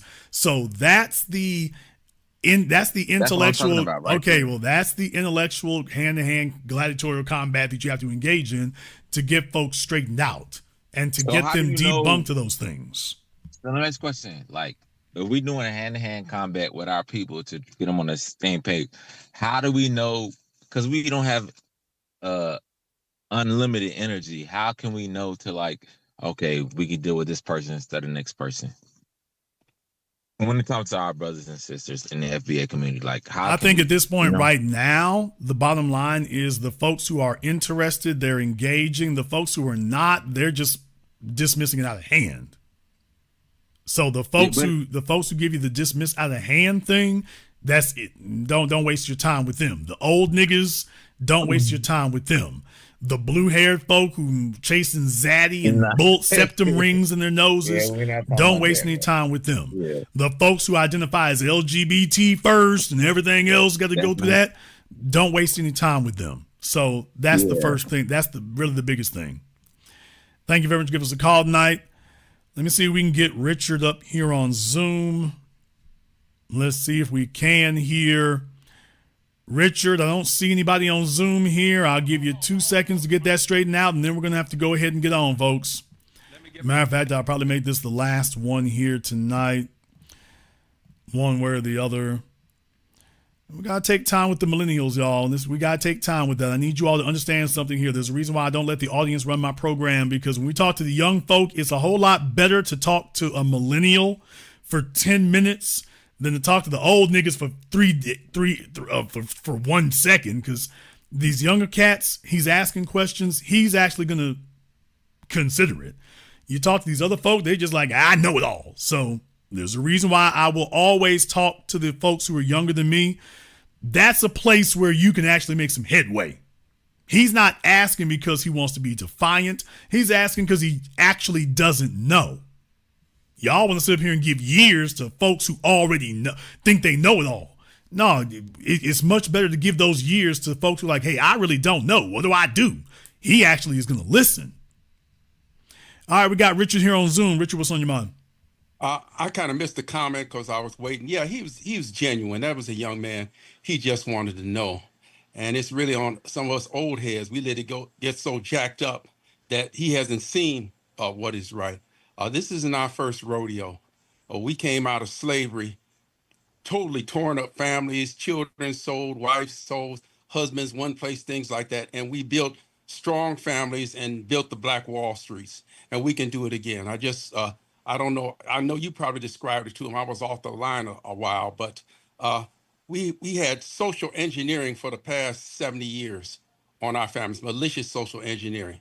And we put the family back together and got on point, coming out of slavery into Reconstruction, into the Black Wall Streets. And my comment is that we did it before, we can do it again. But you have to do just what you did with that young man. You've got to inform them because they don't know. We got to inform them and show them. It's not like do as I say and not as I do. My father used to say it's easier to pull a string than push it. So we have to set the example for them live righteously in our own lives and show them how it's done. Now, that's my comment.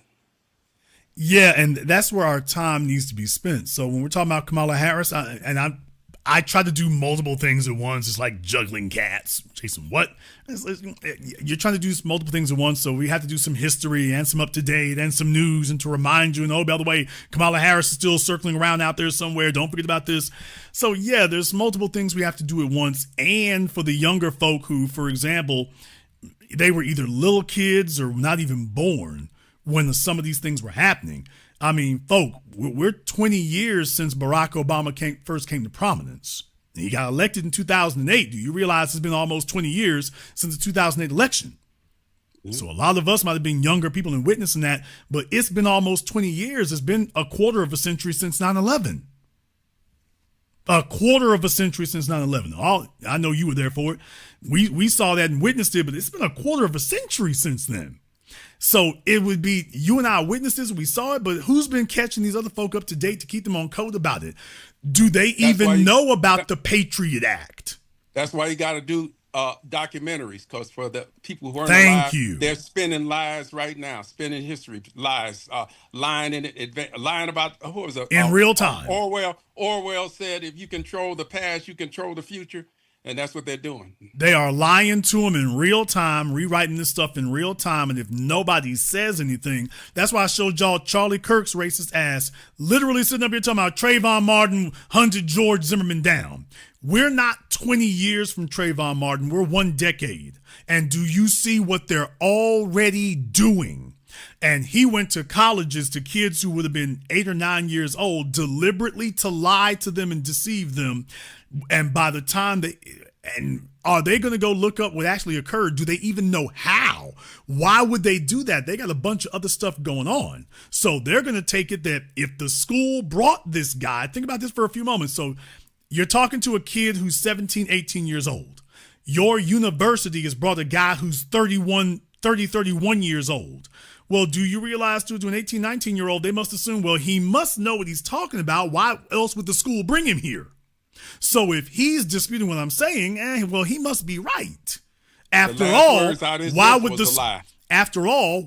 the school bring him here if he wasn't a reliable source of information? So if this guy the school brought here says that, after all, think about that for a few moments, you're glumming yourself under the credibility of the school. If the school brought you here, you must be reliable. Well, he says that Trayvon Martin hunted down George Zimmerman. Well, I guess I got the story wrong. I always thought it was that Zimmerman was following Trayvon. I don't have all the details, but I always thought that's what it was. But he says it was the opposite. Well, I guess that's what it is. And there's nobody else on that stage with Kirk or under that tent with Kirk to say, this guy is lying. These are the events that occurred. This is the intellectual, psychological warfare that's going on right now. So when I get younger folk here, in addition to everything else, I got to untangle those knots, have a quick history lesson, because they're not going to go Google all this. I said this last week. They're not going to go Google all this, folk. These millennials are not going to go Google the Patriot Act. We lived through it. They may come across it eventually, but they're not going to start there. And even if we say go look it up, they got stuff to do. They got their Xboxes and stuff. They're not going to go look up the Patriot Act and 9/11. Hell, are they even going to look up Edward Snowden now? Maybe they'll stumble across, Joe Rogan talking about it. But we can't be lazy about this. So when we do come into contact with them, we got to give as much as we can. We got a platform here. Hopefully they stick around for that. But there's a lot going on, and we cannot just assume that they're going to go look it up, because that's not going to happen in most cases. And we certainly can't assume that, well, they should know this. Should know this, me ass. No, this isn't stuff they should know. This is stuff you and I lived. Hell, think about this for a few moments. Okay, we want to go to, Israel wants to go to war with Iran. I was a little kid when Delta Force went over to Iran and when the students took the embassy. I was a little kid when that happened. I was a little kid when they had the uprising in Iran. And did y'all realize it's been half a century? Yep. Do folks realize that, man? We talking about World War II, man. Now you talking 80 years since World War II. Half a century since the uprising in Iran, the elevation of the Ayatollah. Man, forget Vietnam, just altogether. Y'all, time has slipped into the future. And just because you witnesses and lived it, there's a bunch of folk come up behind you. They don't know any of this. None of it. Their history with the Middle East starts in Palestine. With 2 years ago. That was their primer of the Middle East was Palestine. They don't even know how the Palestinians got there. They damn sure don't. Now, the good news is somebody's actually informed them how the Israelis got there. Okay, that's good. But I'm just saying, do you realize how much they don't know? Y'all, these kids don't know anything, and there's nobody in the house telling them.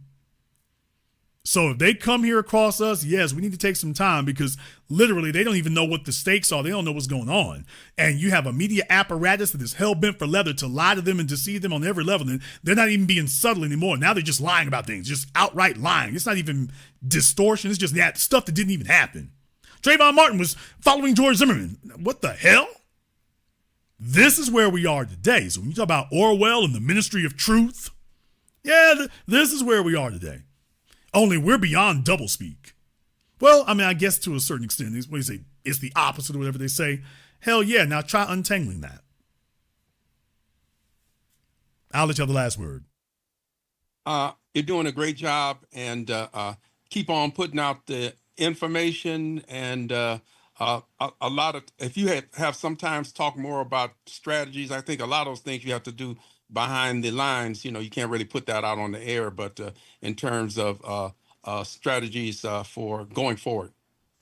Thank you very much for giving us a call tonight. Yes, somebody in the chat room said helping in Florida schools is not just Florida, Tennessee, Texas. The big thing that happened there 20 years ago when Texas were the one that really did it, because the problem is that Texas is a big state and Texas dictating the textbooks. Those publishers of those textbooks really send those textbooks to other schools as well. So if it's good enough for Texas, then usually they send it to other schools also. And if the other schools approve of it, they go on that. So when Texas, okay, we need to tamp down on slavery and stop emphasizing slavery, and we need to start watering it down, and we're talking about slavery too much. This is something they started 20 years ago.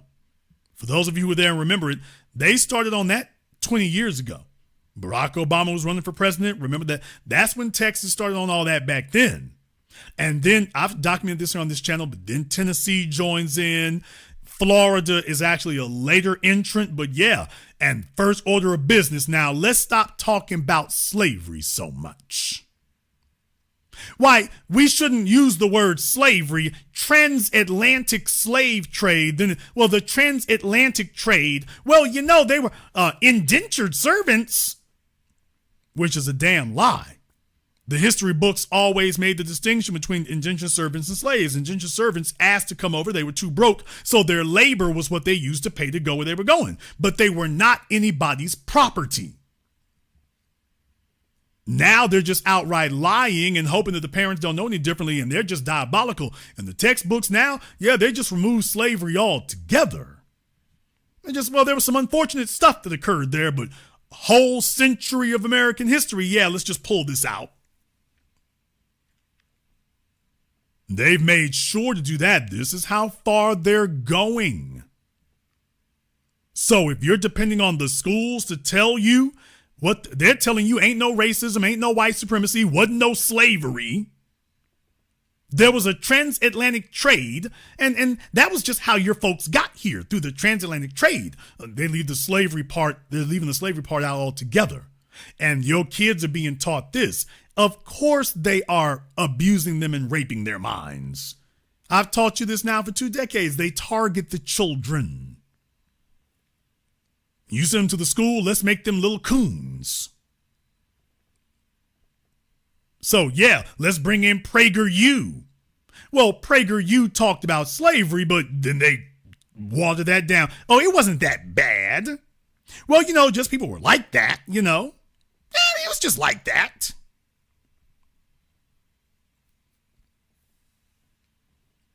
That's what they tell them. They tell them that. We talking about Candace Owens and Turning Point, and they're bringing them up into the schools. to talk to your children, to tell them that America never committed a single atrocity. Everything was great and wonderful. And so by extension, if you're not where white people are, that's because you didn't do what you're supposed to do. White folk are fine. If you would just learn to do better, nobody's held you back. Nobody sabotaged you. So all their crimes, they are whitewashing and removing them from the history books. They're going through it and systematically removing them.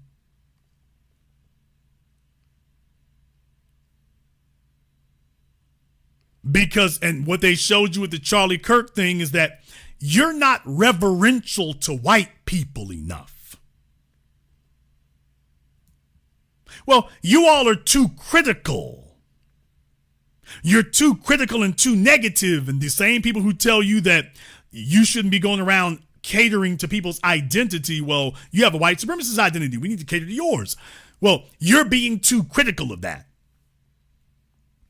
So we want to outlaw you criticizing white supremacy. We want to outlaw that. And please understand, if we let them, they will get away with it. And they will erase history. They will erase slavery from American history if we allow it. Dexter, if you're lucky, they say slavery wasn't that bad. If you're unlucky, they tell you it didn't happen at all. Or at the very least, they will not volunteer any information about it. So slavery just doesn't come up as a subject. We just don't talk about slavery. Then they're going to tell your kids, well, we didn't lie to you about it. We didn't tell you slavery didn't happen, but it wasn't that big an event. Then when you show them the magnitude of it, oh, you're making the white kids feel bad with that CRT stuff. That's not CRT, that's American history.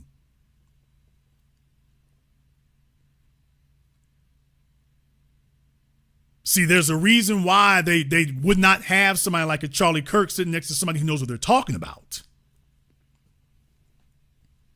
Somebody who would debunk that stuff immediately. They made sure he was there by himself and just talking to the students, but they should have put somebody else in there who knows history and was like, can knock that down at every step. You cannot redeem the founding fathers. The founding fathers, for the most part, were white supremacists who were proudly so. And they founded America with the goal of enslaving black people to build an economy that could very, very quickly get up to speed against Europe where they came from. That was the plan. That wasn't accidental. That wasn't incidental. That was all the plan. Get this economy up and going as fast as it can be. Get it up to full speed as fast as it can be, because sooner or later, the Brits gonna come over here and try to jack us up, or the French, or the Spanish. And yes, that's exactly what occurred. By the way, and that's exactly what occurred. They need to get their economy up and going, and get this place settled, and get all the machinery up and moving as fast as they could, because the other European powers are going to come up when they realize how good we got it. They're going to come over here and try to take it over. And yes, that is exactly what happened.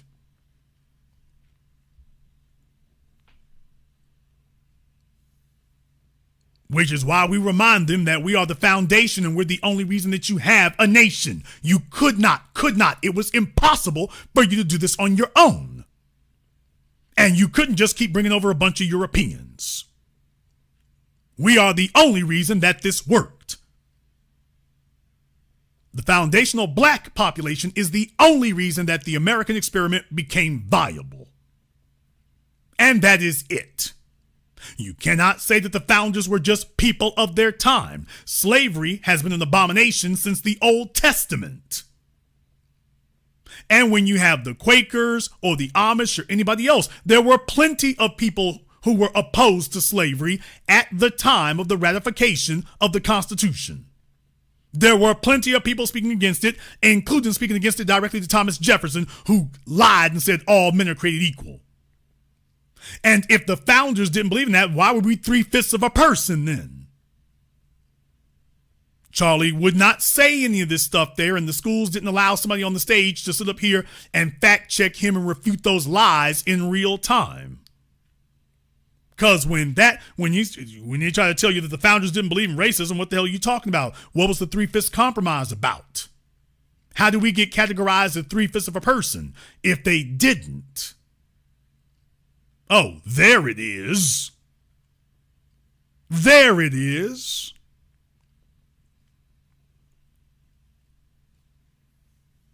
So yes, folks, we need to take time to do that right there because nobody else is teaching the kids anything. The parents are off at the turn up. They on their OnlyFans. They at the freak off. And the kids are realized now be damned. They can't afford a house. They can't afford a car. They can't afford basic necessities here. They are the first generation that will have a lower standard of living than their parents had. Actually, they're like the second now. And they're in a tailspin. Nobody's having this conversation with them.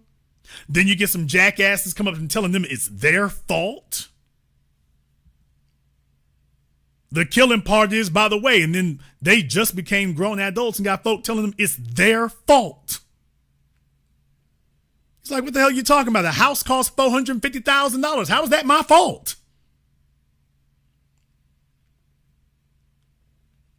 How the hell is that my fault?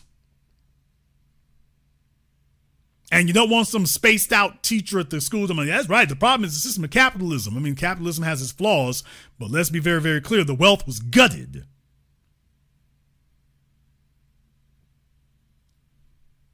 And these are things that are not said to them. And Kamala Harris is not going to say it to you either because she's looking to sell you out to somebody, so she needs you to stay on board.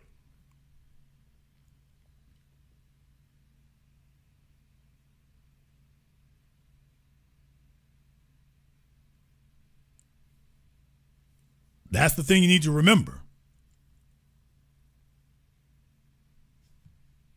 Elmira, that's not an accurate statement. Teenagers listen to people who got credibility. Most adults don't have credibility. They know that you don't know what you're talking about. You're not informed. You don't have any tangible results. You're expecting teenagers in a world where people are showing their proof to just take your word for it. That's the biggest piece of disrespect. Teenagers do get it, but they also understand there's a bunch of flim-flam con artists out there trying to deceive them. Young people will listen to you if you got credibility. Credibility is not you got a strong rap. They live in a world where they can look up and down their Instagram feed and their TikTok feed and see folk with credibility and proof. Too many niggas sitting around them don't have any credibility or any proof, but yet jaw-jacking and want the kids to listen. They got no reason to listen to you. And they're right not to do so. They are correct and right and accurate not to listen to any more con artists and flim-flam artists. Bring your damn proof. Bring your tangibles. Then we can have a conversation. All that preacher man hustle and jive talk and listen to my vaporware and listen to me blow smoke. The young folk ain't having it, and that's good. They shouldn't. That is good. They should not listen. That's the only way they're going to get out of this mess is first vetting for proof and vetting for tangibles. Does this person know what the hell they're talking about? Can they speak in straightforward, simple to understand language? Not a bunch of crazy ass esoteric academic speak and jargon. Can they lay it down in very simple to understand language? Most folk can't do that. No wonder the kids won't listen, nor should they. The black academics don't have a following among the young. Mark Lamont Hill doesn't have a following among the young, and never will. On account of the fact that they can tell this guy's bogus.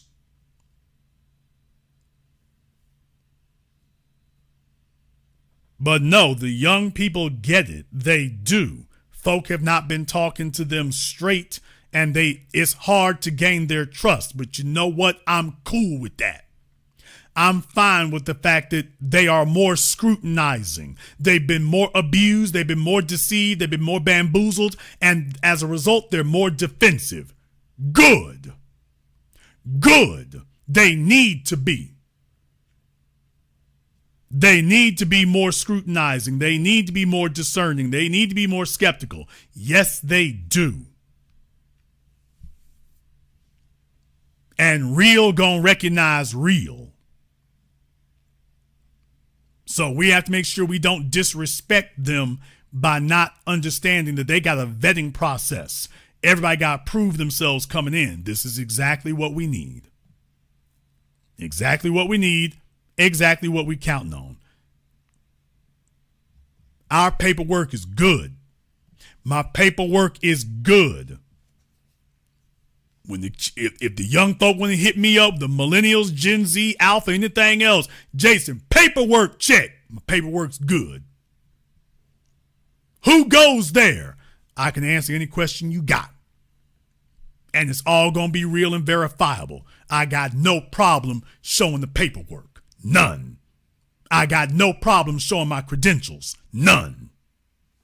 None. And that's real, and that's what it needs to be.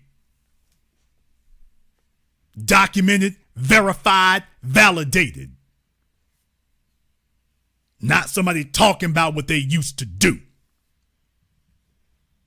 but talking about where they at and what they've made occur and what they've seen and done. And it's easy to tell that. Not the old preacher man hustle. There's a reason for that, even across the years and the decades. Peace to Sister Assata Shakur. Sister Assata Shakur, who passed away this week at the age of 78. She was in a system of white supremacy, and she said, I'm blowing this joint. And the United States government, she was right off the coast of America, and she stayed close enough to be a thorn in their sides till the day they died, and an irritant of the one that got away. And she's become an example and an inspiration to us all.